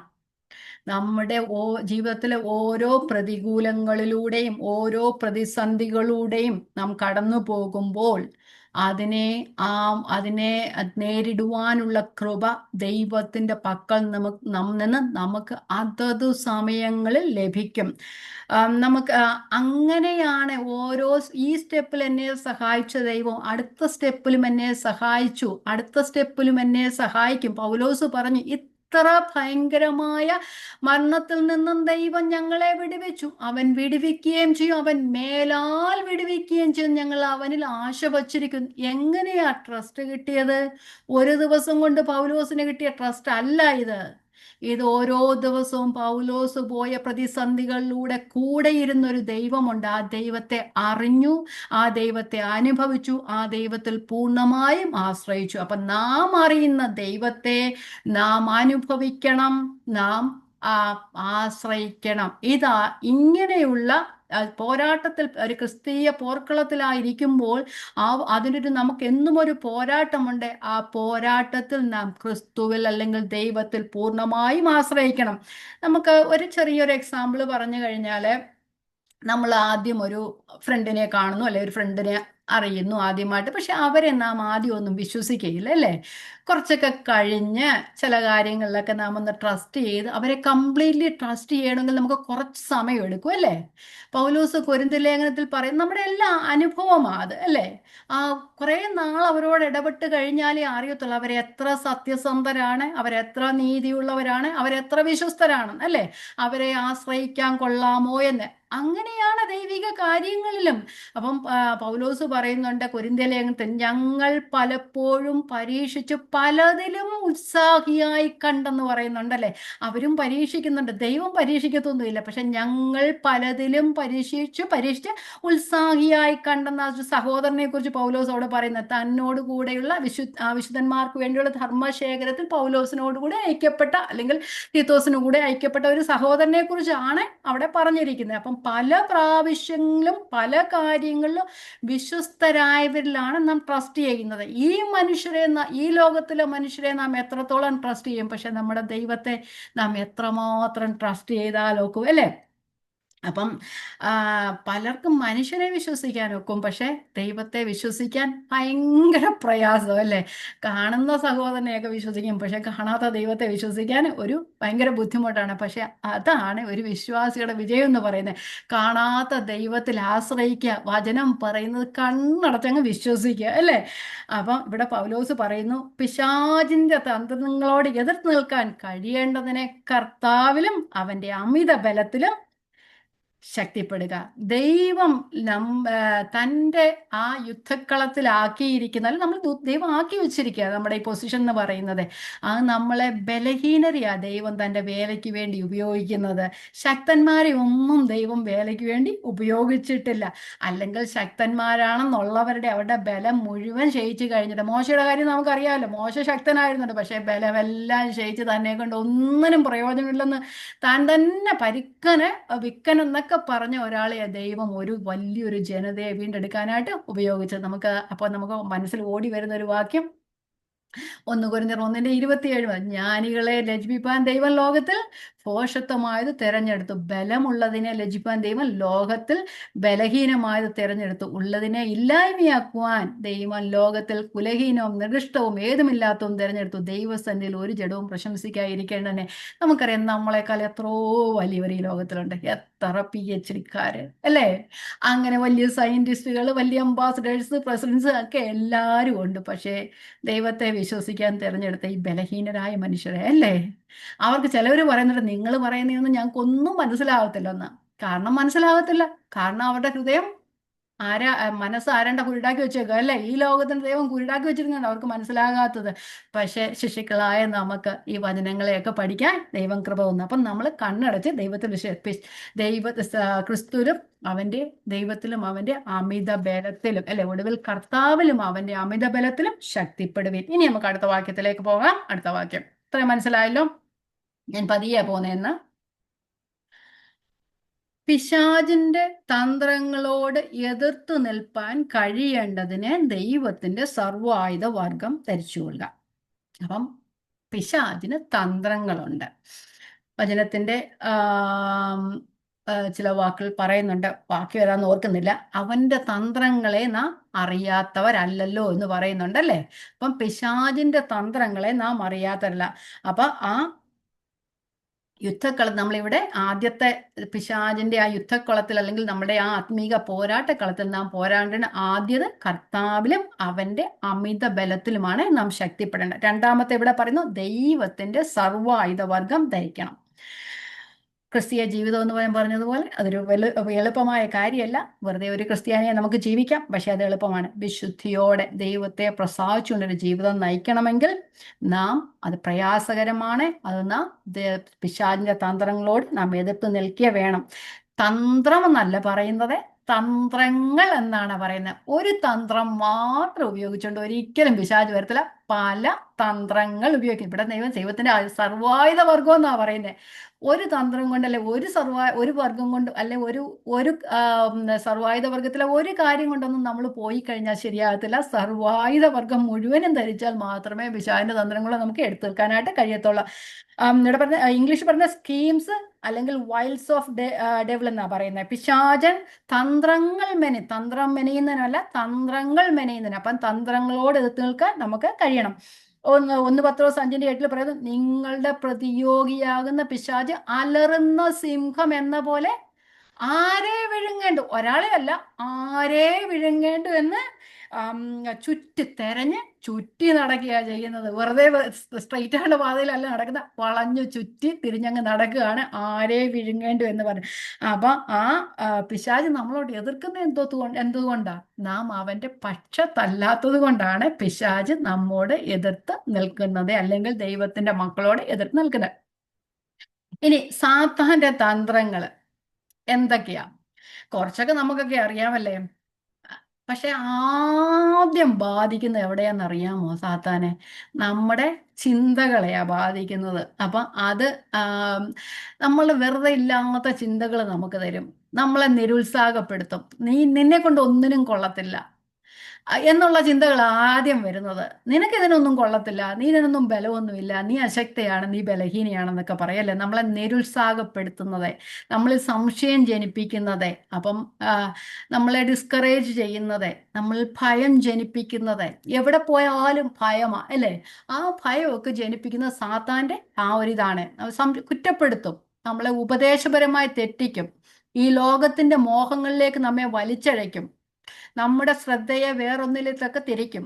പിന്നെ ഇമ്മോറൽ ട്രാഫിക്, അങ്ങനെ ആത്മീക മന്ദത വരുത്തും. അവിടെ നമ്മൾ 2 Corinthians 4:4 ഇങ്ങനെ പറയുന്നുണ്ട്, കണ്ണ് കുരുടാക്കും. ഈ ലോകത്തിന്റെ ദൈവം അവിശ്വാസികളുടെ കണ്ണ് കുരുടാക്കി എന്നാ പറയുന്നത് അല്ലേ? ദൈവവചനം ശ്രദ്ധിക്കാതിരിപ്പാൻ, അതിനെ മനസ്സിലാക്കാതിരിപ്പാൻ, നമ്മുടെ ശ്രദ്ധയെ തിരിക്കും. നമ്മൾ ദൈവസന്നിധിയിൽ ഇരിക്കാതിരിപ്പാൻ, നമ്മുടെ ആ എന്താ പറയുക ആത്മീക മന്ദത വരുത്തി നമ്മളെ അന്നൊക്കെ മാറ്റും. ചിലവരൊക്കെ പറയും നല്ലോണം ദൈവത്തിനു വേണ്ടി അധ്വാനിച്ചവർ കുറച്ച് കഴിയുമ്പം ഡിപ്രഷനിലായി പോകാറുണ്ടല്ലേ, ചില കാര്യങ്ങളിലൊക്കെ അകപ്പെടാറായിട്ടുണ്ട്. കാരണം നമ്മൾ എന്തെങ്കിലുമൊക്കെ സംശയങ്ങളും ഡിസ്കറേജ്മെന്റും ഒക്കെ വരുത്തി നമ്മെ മാറ്റുക എന്നുള്ളത് സാത്താൻ്റെ ഒരു തന്ത്രമാണ്. പക്ഷെ അതിൽ കുടുങ്ങിപ്പോകരുത്, അതിൽ കുടുങ്ങി നാം കിടക്കരുത്. നമ്മൾ ആ കർത്താവിലും അവൻ്റെ അമിത ബലത്തിൽ നാം ആശ്രയിക്കുകയാണ് വേണ്ടത്. ഇത് സാത്താൻ്റെ തന്ത്രങ്ങളാണ്. നാം എപ്പോഴെങ്കിലും ബാക്കായി പോന്നെന്ന് നമുക്ക് തോന്നുകയാണെങ്കിൽ ഒന്ന് പോസ് ചെയ്തേ, ഒന്ന് ആലോചിക്കുക, എവിടെയാ പ്രശ്നം വന്നിരിക്കുന്നത്? കർത്താവ് ഉണ്ട് നമ്മോട് കൂടെ. അത് മനസ്സിലാക്കണം. അത് നമ്മുടെ സമയമില്ലാത്ത കാര്യമോ നമ്മളിൽ ലേസിയായിട്ട് ഇരുന്നത് കൊണ്ടോ ഒന്നും ആയിരിക്കേയില്ല. നമ്മളെ ദൈവത്തിങ്കലേക്ക് തിരിക്കുന്നതിൽ, വിശുദ്ധീകരണത്തിന്റെ പാതയിലേക്ക് നയിക്കുന്ന ഏത് നാം ഒരു സ്റ്റെപ്പ് മുന്നോട്ടെടുത്ത് വെച്ചാലും നമ്മെ പുറകോട്ട് വലിക്കുന്ന ശക്തികൾ നമ്മുടെ ചുറ്റുമുണ്ട്. ഞാൻ പറഞ്ഞതുപോലെ നമ്മൾ കാണാത്ത അദൃശ്യ സൃഷ്ടികൾ അല്ലെങ്കിൽ നമ്മുടെ ബാക്കിലുണ്ട്. അതുകൊണ്ട് നമ്മൾ സാത്താനെ പറ്റി പറയുന്നത് കണ്ണിങ് ആൻഡ് ക്രാഫ്റ്റി സൈറ്റൻ എന്നാ പറയുന്നത് അല്ലേ? എങ്ങനെയെങ്കിലും നമ്മുടെ ജീവിതത്തെ ബിസിയാക്കി തീർക്കുക, പല കാര്യങ്ങളും നമ്മുടെ ശ്രദ്ധയെ തിരിച്ചു വിടുക, എന്തെങ്കിലും നമ്മൾ വേണ്ടാത്ത ഫോൺ കോൾ വരിക, നമ്മൾ സംസാരിക്കുമ്പോൾ വേണ്ടാത്ത ചിന്തകളിലേക്ക് നമ്മെ തിരിക്കുക, ഇങ്ങനെയെല്ലാം നമ്മൾ രണ്ടുപേരും നമ്മൾ സംസാരിച്ചുകൊണ്ടിരിക്കുക, വേണ്ടാത്ത കാര്യങ്ങളിലേക്ക് നമ്മെ തിരിക്കുക. ഇതൊക്കെ സാത്താൻ്റെ ക്രാഫ്റ്റ്നെസ് ആണ്. അതുകൊണ്ട് നമ്മളത് ശ്രദ്ധയുള്ളവരായിരിക്കണം. ക്രിസ്തീയ ജീവിതം എന്ന് പറഞ്ഞു കഴിഞ്ഞാൽ വെറുതെ ഒരു ജീവിതമല്ല. നാം ക്രിസ്തുവിന്റെ വിശുദ്ധിയിലേക്ക് നാം എത്തണമെങ്കിൽ നാം ഓരോ സ്റ്റെപ്പിലും, ചിലപ്പോൾ ചിലർ പറഞ്ഞു നമുക്ക് ചുറ്റും കണ്ണ് വേണമെന്ന്. ആ ചുറ്റും കണ്ണുണ്ടായാലും ചുറ്റും കാതുണ്ടായാലും മാത്രമേ നമുക്ക് മുമ്പോട്ട് പോകുവാനായിട്ട് കഴിയത്തുള്ളൂ. ഇവിടെ പൗലോസ് പറയുന്ന ഇങ്ങനെയുള്ള ഒരു ശത്രുവിനെ നേരിടാൻ വേണ്ടിയിട്ട് 1-2 ആയുധം മാത്രം ധരിച്ചാൽ പോരാ, ദൈവത്തിന്റെ സർവായുധ വർഗം ധരിച്ചു കൊള്ളുക. താഴെയുള്ള ഭാഗങ്ങൾ അത് വിശദീകരിക്കുന്നുണ്ട്. അന്നത്തെ കാലത്ത് റോമൻ സോൾജിയേഴ്സ്, അത് ഈ റോമ ഗവൺമെന്റ് സമയത്താണല്ലോ പൗലോസ് എഴുതിയത്, 1-ാം നൂറ്റാണ്ടിൽ എഴുതിയതാണല്ലോ. അന്നത്തെ കാലത്ത് റോമൻ സോൾജിയേഴ്സ് ഒക്കെ ആയുധവർഗമൊക്കെ ധരിച്ച് അവർ യുദ്ധക്കളത്തിലൊക്കെ ഇറങ്ങുമ്പോൾ പൂർണ്ണമായും അവർ എക്യുപ്ഡ് ആയില്ലെങ്കിൽ അവര് എന്താ പറയുക പാർഷ്യലായിട്ടുള്ള ആയുധങ്ങളെ അവർ ധരിച്ചിട്ടുള്ളൂ എങ്കിൽ അവര് തീർത്തും ഒരു പരാജയമാണെന്നാണ് പറയുന്നത്. ആ ഒരു ഉദ്ദേശത്തിലാണ് പൗലോസ് പറയുന്നത് പൂർണ്ണമായും നാം ദൈവത്തിന്റെ സർവായുധ വർഗം ധരിച്ചാൽ മാത്രമേ നമുക്ക് ഈ പോരാട്ട കളത്തിൽ ജയിക്കുവാനായിട്ട് കഴിയുള്ളൂ. അപ്പം ദൈവത്തിൽ വിശ്വസിക്കുന്ന അല്ലെങ്കിൽ ക്രിസ്തുവിൽ വിശ്വസിക്കുന്ന എല്ലാവർക്കും ദൈവം ആയുധവർഗങ്ങൾ അല്ലെങ്കിൽ ആത്മീയ ആയുധങ്ങൾ ദൈവം കൊടുത്തിട്ടുണ്ട്. നാം ആ ആയുധങ്ങളെ എന്താണെന്ന് മനസ്സിലാക്കുകയും അതിനെ എല്ലാം ധരിക്കുകയും വേണം. പുട്ടോൺ നമ്മൾ ഇപ്പൊ നമ്മളുടെ ബലഹീനത മനസ്സിലാക്കി സാത്താൻ ഓരോ ആയുധങ്ങളും ഓരോ തന്ത്രങ്ങളും പ്രയോഗിക്കും. അപ്പോൾ ഓരോ തന്ത്രങ്ങളെയും നാം അതിനുവേണ്ടി പോരാണ്ട വിവിധ ആയുധങ്ങൾ ഉപയോഗിക്കേണ്ടി വരും. അപ്പം ഒരു കാര്യത്തിൽ നമ്മെ തടസ്സപ്പെടുത്താൻ അല്ലെങ്കിൽ നമ്മെ നിരുത്സാഹപ്പെടുത്തുവാൻ കഴിഞ്ഞെങ്കിൽ വേറൊരു സ്ഥലത്തൂടെ വരും അല്ലേ? കുടുംബത്തിൽ നമ്മെ തകർക്കാൻ കഴിഞ്ഞില്ലെങ്കിൽ സമൂഹത്തിൽ വരും. അങ്ങനെയാണ് സാത്താൻ പ്രത്യേകിച്ച് ആദ്യം പ്രയോഗിക്കുന്ന എവിടെ? കുടുംബത്തില്. ക്രിസ്ത്യ വിശ്വാസികളുടെ കുടുംബത്തിൽ പോരുണ്ടാക്കാനും പിളർപ്പുണ്ടാക്കാനും ശ്രമിക്കുന്നതാണ് സാത്താന്റെ പ്രധാന തന്ത്രം.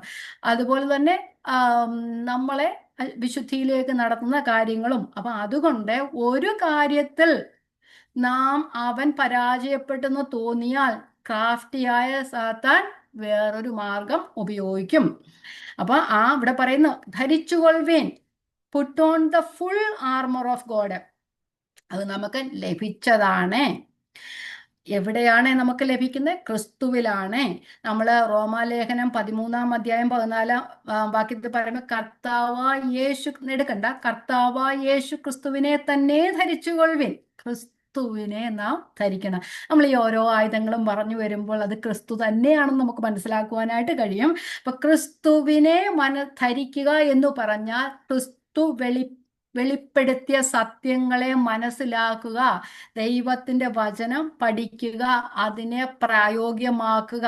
ദൈവവചനം സ്വയം മനസ്സിലാക്കുക, പഠിക്കുക, വിശ്വസിക്കുക, അത് പ്രയോഗിക്കുക. ഇവ ധരിക്കുന്നത് ആദ്യം മനസ്സിലും ഹൃദയത്തിലും ബുദ്ധിയിലും എന്നൊക്കെ നമുക്കങ്ങ് പറയാം. എന്നിട്ട് അത് ബാഹ്യമായും അത് ധരിക്കണം. നമ്മുടെ പ്രവൃത്തിയിലും അത് ഉപയോഗിക്കണം. ആദ്യം അവിടെ മനസ്സിൽ സംഗ്രഹിക്കണം. മനസ്സിലും ആത്മാവിലും പിന്നെ ഹൃദയത്തിലും ഒക്കെ നാം അത് സംഗ്രഹിച്ചിട്ട് ആവശ്യം വരുമ്പോൾ നാം അത് പ്രയോഗിക്കേണ്ടത് ആവശ്യമാണ്. ഞാൻ പറഞ്ഞ സാത്താൻ തന്ത്രങ്ങൾ മേലെയും അവന് ശക്തിയുണ്ട്, നമ്മേക്കാൾ ശക്തിയുണ്ട്. പക്ഷേ ദൈവത്തിന്റെ ശക്തിയോടെ ഒക്കുകയില്ല. അതുകൊണ്ട് ദൈവത്തിന്റെ സർവായുധ വർഗത്താലും നമ്മൾ ദൈവം നൽകിയിരിക്കുന്ന പരിശുദ്ധാത്മാവിന്റെ ശക്തിയാലും മാത്രമേ അവന്റെ തന്ത്രങ്ങളോട് നമുക്ക് എതിർത്ത് വെക്കാനായിട്ട് കഴിയുകയുള്ളൂ. ഈ സർവായുധ വർഗങ്ങളൊക്കെ പെർമനന്റ് ആണ്. അത് സ്ഥിരമായിട്ട് നമുക്ക് ലഭിക്കുന്നതാണ്. നാം ക്രിസ്തുവിനെ സ്വീകരിക്കുന്നത് മുതൽ ഈ ലോകത്ത് നിന്ന് മാറ്റപ്പെടുന്നതുവരെ നമുക്ക് ഈ ആയുധവർഗം ഉള്ളതാണ്. അപ്പം നമ്മൾ പറയുമ്പോൾ ഒരു സാധാരണ സോൾജിയറിന് റിട്ടയർമെന്റ്, പക്ഷെ ഒരു വിശ്വാസിക്ക് ഒരിക്കലും റിട്ടയർമെന്റ് ഇല്ല. എന്നും പോരാട്ടക്കളത്തിൽ ആണ്. ജീവിതം അവസാനം വരെ പോരാട്ടക്കളത്തിലാണ്. പൗലോസ് പറയുന്നുണ്ടല്ലോ, ഞാൻ നല്ല പൊരുതു ഓട്ടം തികച്ച് വിശ്വാസം കാത്തു എന്ന് പറയുന്നുണ്ടല്ലോ. അപ്പൊ അവസാനം വരെ പോരാട്ടം. നമുക്ക് നമ്മുടെ സ്വയം ശക്തിയാൽ ജയിക്കാൻ കഴിയില്ല. ദൈവത്തിൽ പൂർണ്ണമായി നാം ആശ്രയിക്കാൻ വേണം. ഇനി 12-ാമത്തെ വാക്യത്തിലേക്ക് പോകാം. അപ്പൊ നമ്മൾ എവിടെ പഠിച്ചത്? ഒടുവിൽ കർത്താവിലും അവന്റെ അമിത ബലത്തിലും ശക്തിപ്പെടുവിൻ. അല്ലേ? കർത്താവിലും അവന്റെ അമിത ബലത്തിലും ശക്തിപ്പെടുക. പശാചിന്റെ തന്ത്രങ്ങളോട് എതിർത്ത് നിൽപ്പാൻ കഴിയേണ്ടതിന് ദൈവത്തിന്റെ സർവായുധവർഗം ധരിച്ചുകൊള്ളുക. അപ്പം പിശാചിന് തന്ത്രങ്ങളുണ്ട്. പിശാചിനെ നാം അറിയണം. ദൈവത്തിന്റെ സർവായുധവർഗം നാം ധരിക്കണം. ഓക്കെ, ഇനി നമുക്ക് 12-ാമത്തെ വാക്യത്തിലേക്ക് പോകാം. നമുക്ക് പോരാട്ടമുള്ളത് ജഡരക്തങ്ങളോടല്ല, വാഴ്ചകളോടും അധികാരങ്ങളോടും ഈ അന്ധകാരത്തിന്റെ ലോകാധിപതികളോടും സ്വലോകത്തിലെ ദുഷ്ടാത്മ സേനയോടും അത്രേ. അപ്പം വിശ്വാസിക്ക് പോരാട്ടമുള്ളത് ജഡരക്തങ്ങളോടല്ല എന്നു പറഞ്ഞാൽ ഈ ലോകത്തിലെ മനുഷ്യരോടല്ല. അല്ലെന്നുണ്ടെങ്കിൽ ദൈവമില്ലാത്ത ചിന്തകളെയൊക്കെ പ്രചരിപ്പിക്കുന്നവരോടല്ല, അങ്ങനെയുള്ളൊരു സമൂഹത്തോടല്ല, ക്രിസ്തുവിനെ ത്യജിച്ചു കളയുന്ന ഒരു സമൂഹത്തോടല്ല, അല്ലെങ്കിൽ നിരീശ്വരവാദികളോടൊന്നും അല്ല. അല്ലെന്നുണ്ടെങ്കിൽ നമ്മൾ മറ്റൊരു വിധത്തിൽ പറഞ്ഞു കഴിഞ്ഞാൽ നമ്മെ വ്യസനിപ്പിക്കുകയോ നമ്മളെ ഞെരുക്കുകയോ നമ്മളോട് എതിർത്ത് നിൽക്കുന്ന മനുഷ്യരോട് പോലുമല്ല നമുക്ക് പോരാട്ടമുള്ളത്. അതിൻ്റെയൊക്കെയും പിന്നിൽ പ്രവർത്തിക്കുന്ന ഒരു ശക്തി കൊണ്ട്, ആ ശക്തിയോടാണ് നമുക്ക് പോരാട്ടമുള്ളത്. അതുകൊണ്ടാണ് പൗലോസ് ഇവിടെ പറഞ്ഞത് നമുക്ക് പോരാട്ടമുള്ളത് വാഴ്ചകളോടും അധികാരങ്ങളോടും ഈ അന്ധകാരത്തിന്റെ ലോകാധിപതികളോടും സ്വലോകത്തിലെ ദുഷ്ടാത്മ. ഇവിടെ സ്വലോകത്തിലെ ദുഷ്ടാത്മസേന എന്ന് പറഞ്ഞാൽ സ്വലോകത്തിൽ ദുഷ്ടാത്മസേന ഉണ്ടെന്നല്ല പറയുന്നത്, ആകാശങ്ങളിലേന്ന് നമുക്ക് അവിടെ പറയാം. ഹെവൻസ് ആൻഡ് എർത്ത് എന്ന് ആദ്യം നമ്മൾ ഉൽപ്പത്തി പുസ്തകം 1:1 പഠിക്കുന്നില്ല. നമ്മൾ പല പ്രാവശ്യവും പഠിച്ച ഈ ആകാശത്തിന് പല മണ്ഡലങ്ങൾ ഉണ്ട്. അതിലെ ദുഷ്ടാത്മ സേനകളോട് എന്നാണ് അവിടെ പറഞ്ഞിരിക്കുന്നത്. നമുക്ക് മനുഷ്യരോട് പോരാട്ടമില്ല. അങ്ങനെയെങ്കിൽ നമുക്ക് മനുഷ്യരോട് പോരാട്ടം ഇല്ലാത്തത് കൊണ്ട് നാം മനുഷ്യരോട് എതിർത്ത് നിന്നിട്ടൊന്നും കാര്യമൊന്നുമില്ല. നമ്മെ എതിർക്കുന്നവരെ നാം എതിർത്ത് തിന്നിട്ട് കാര്യമില്ല. എന്തുകൊണ്ടെന്നാൽ നാം വെറുതെ സമയം പാഴാക്കി കളയുക. കാരണം നമ്മൾ എതിർത്ത് നിൽക്കേണ്ട വേറൊരു ശക്തിയുണ്ട്. അതിനെ നാം അറിയണം. അതിനോട് നാം എതിർത്ത് നിൽക്കണം. സാത്താനും അവന്റെ കിങ്കരന്മാരുമാണ് നമ്മോട് എതിർത്ത് നിൽക്കുന്നത്. നമ്മൾ സാത്താനെ കുറിച്ച് പറയുമ്പോൾ അവൻ ഈ ലോകത്തിന്റെ ദൈവവും അതിന്റെ അധിപതിയുമാണ്.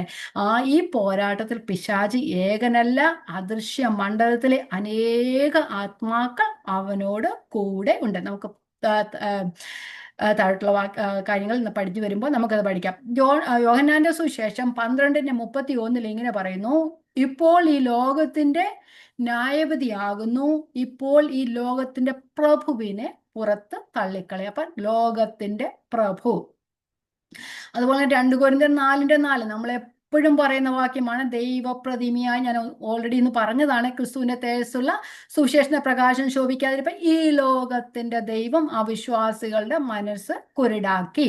അപ്പൊ ഈ അദൃശ്യ ലോകത്തിൽ ഈ വിശ്വാസികളെ അല്ലെങ്കിൽ ദൈവത്തിന്റെ പ്രവൃത്തികളെ എതിരിടുന്ന ഈ കാര്യത്തിൽ സാത്താനോടുകൂടെ അനവധി അദൃശ്യമായ ശക്തികൾ ഉണ്ട്. അത് വാഴ്ചകൾ, അധികാരങ്ങൾ, പ്രിൻസിപ്പാലിറ്റീസ് ആൻഡ് പവേഴ്സ്.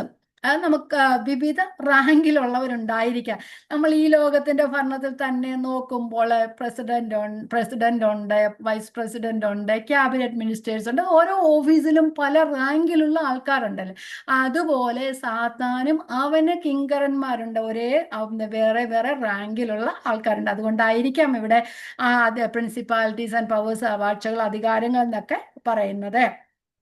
നമ്മൾ ഉൽപ്പത്തി പുസ്തകം മുതൽ വെളിപ്പാട് പുസ്തകം വരെ നമ്മൾ വായിക്കുകയാണ്. അവിടെയെല്ലാം നമുക്ക് ഈ അദൃശ്യ ശക്തികളെ കാണുവാൻ കഴിയും. ഈ അദൃശ്യ ശക്തികൾ വിശ്വാസികളിൽ അവിശ്വാസികൾ വസിക്കും, അത് ശരി. വിശ്വാസികൾ, ക്രിസ്തു ഉള്ളവരിൽ ഈ അദൃശ്യ ശക്തികൾക്ക് വസിക്കാൻ കഴിയില്ല എങ്കിലും നമുക്ക് ചുറ്റും അവ പരന്ന് വ്യാപിച്ചിരിക്കുകയാണ്. നാം നമ്മുടെ ദൃശ്യമായ കണ്ണുകളാൽ നമുക്ക് കാണുവാനായിട്ട് കഴിയുകയില്ല. അപ്പം നമ്മുടെ ചുറ്റും അദൃശ്യ ശക്തികളാൽ നാം ചുറ്റപ്പെട്ടിരിക്കും. നമ്മൾ ചിലപ്പോൾ നമ്മളെ എതിർക്കുന്ന മനുഷ്യരെ കാണത്തുള്ളൂ, അല്ലേ? പക്ഷെ നമ്മുടെ ചുറ്റും ഒരു അദൃശ്യ ലോകം ഉണ്ട്, അദൃശ്യമായ ശക്തികളുണ്ട് എന്ന് നമുക്ക് പറയുവാനായിട്ട് കഴിയും. വചനം അതാണ് നമ്മെ പഠിപ്പിക്കുന്നത്. ഇനി സാത്താനെ കുറിച്ച് നാം ഒന്ന് നോക്കുമ്പോൾ, സാത്താനെ പഠിക്കേണ്ട കാര്യമില്ല, നാം ദൈവത്തെക്കുറിച്ചാണ് പഠിക്കുന്നത്. പക്ഷെ സാത്താൻ ആരാണെന്ന് അറിയണമല്ലോ. സാത്താനെ പഠിക്കുന്നവരുണ്ടല്ലേ, എന്തെങ്കിലും ഒരു പ്രശ്നം വന്നു കഴിഞ്ഞാൽ സാത്താനെ പഠിക്കുന്നത്. നമ്മൾ സാത്താനെ പഠിക്കേണ്ട കാര്യമില്ല, നാം ദൈവത്തെയാണ് പഠിക്കേണ്ടത്. പക്ഷെ സാത്താൻ ആരാണെന്നും നമുക്ക് അറിഞ്ഞിരിക്കണം. സാത്താൻ എവിടെ നിന്ന് വന്നു? നമ്മൾ ഉൽപ്പത്തി പുസ്തകത്തിൽ ആദ്യം കാണുന്നത്, അല്ലേ, മനുഷ്യനെ തെറ്റിച്ചിരിക്കുന്നത്. പക്ഷെ അവിടെ അല്ല അവിടെ തുടങ്ങിയത്. അതിനു മുമ്പേ അവൻ്റെ ഉത്ഭവം ആരംഭിച്ചു കഴിഞ്ഞു. സാത്താൻ എന്ന് പറയുന്ന ദൈവ സൃഷ്ടിയായ ഒരു ദൂതനായിരുന്നു. മനസ്സിലാക്കണം, സൃഷ്ടിയാണ്, സൃഷ്ടിതാവല്ല. ദൈവം സൃഷ്ടിതാവ്, ദൈവ സൃഷ്ടിയായ ഒരു ദൂതനായിരുന്നു പിശാച്.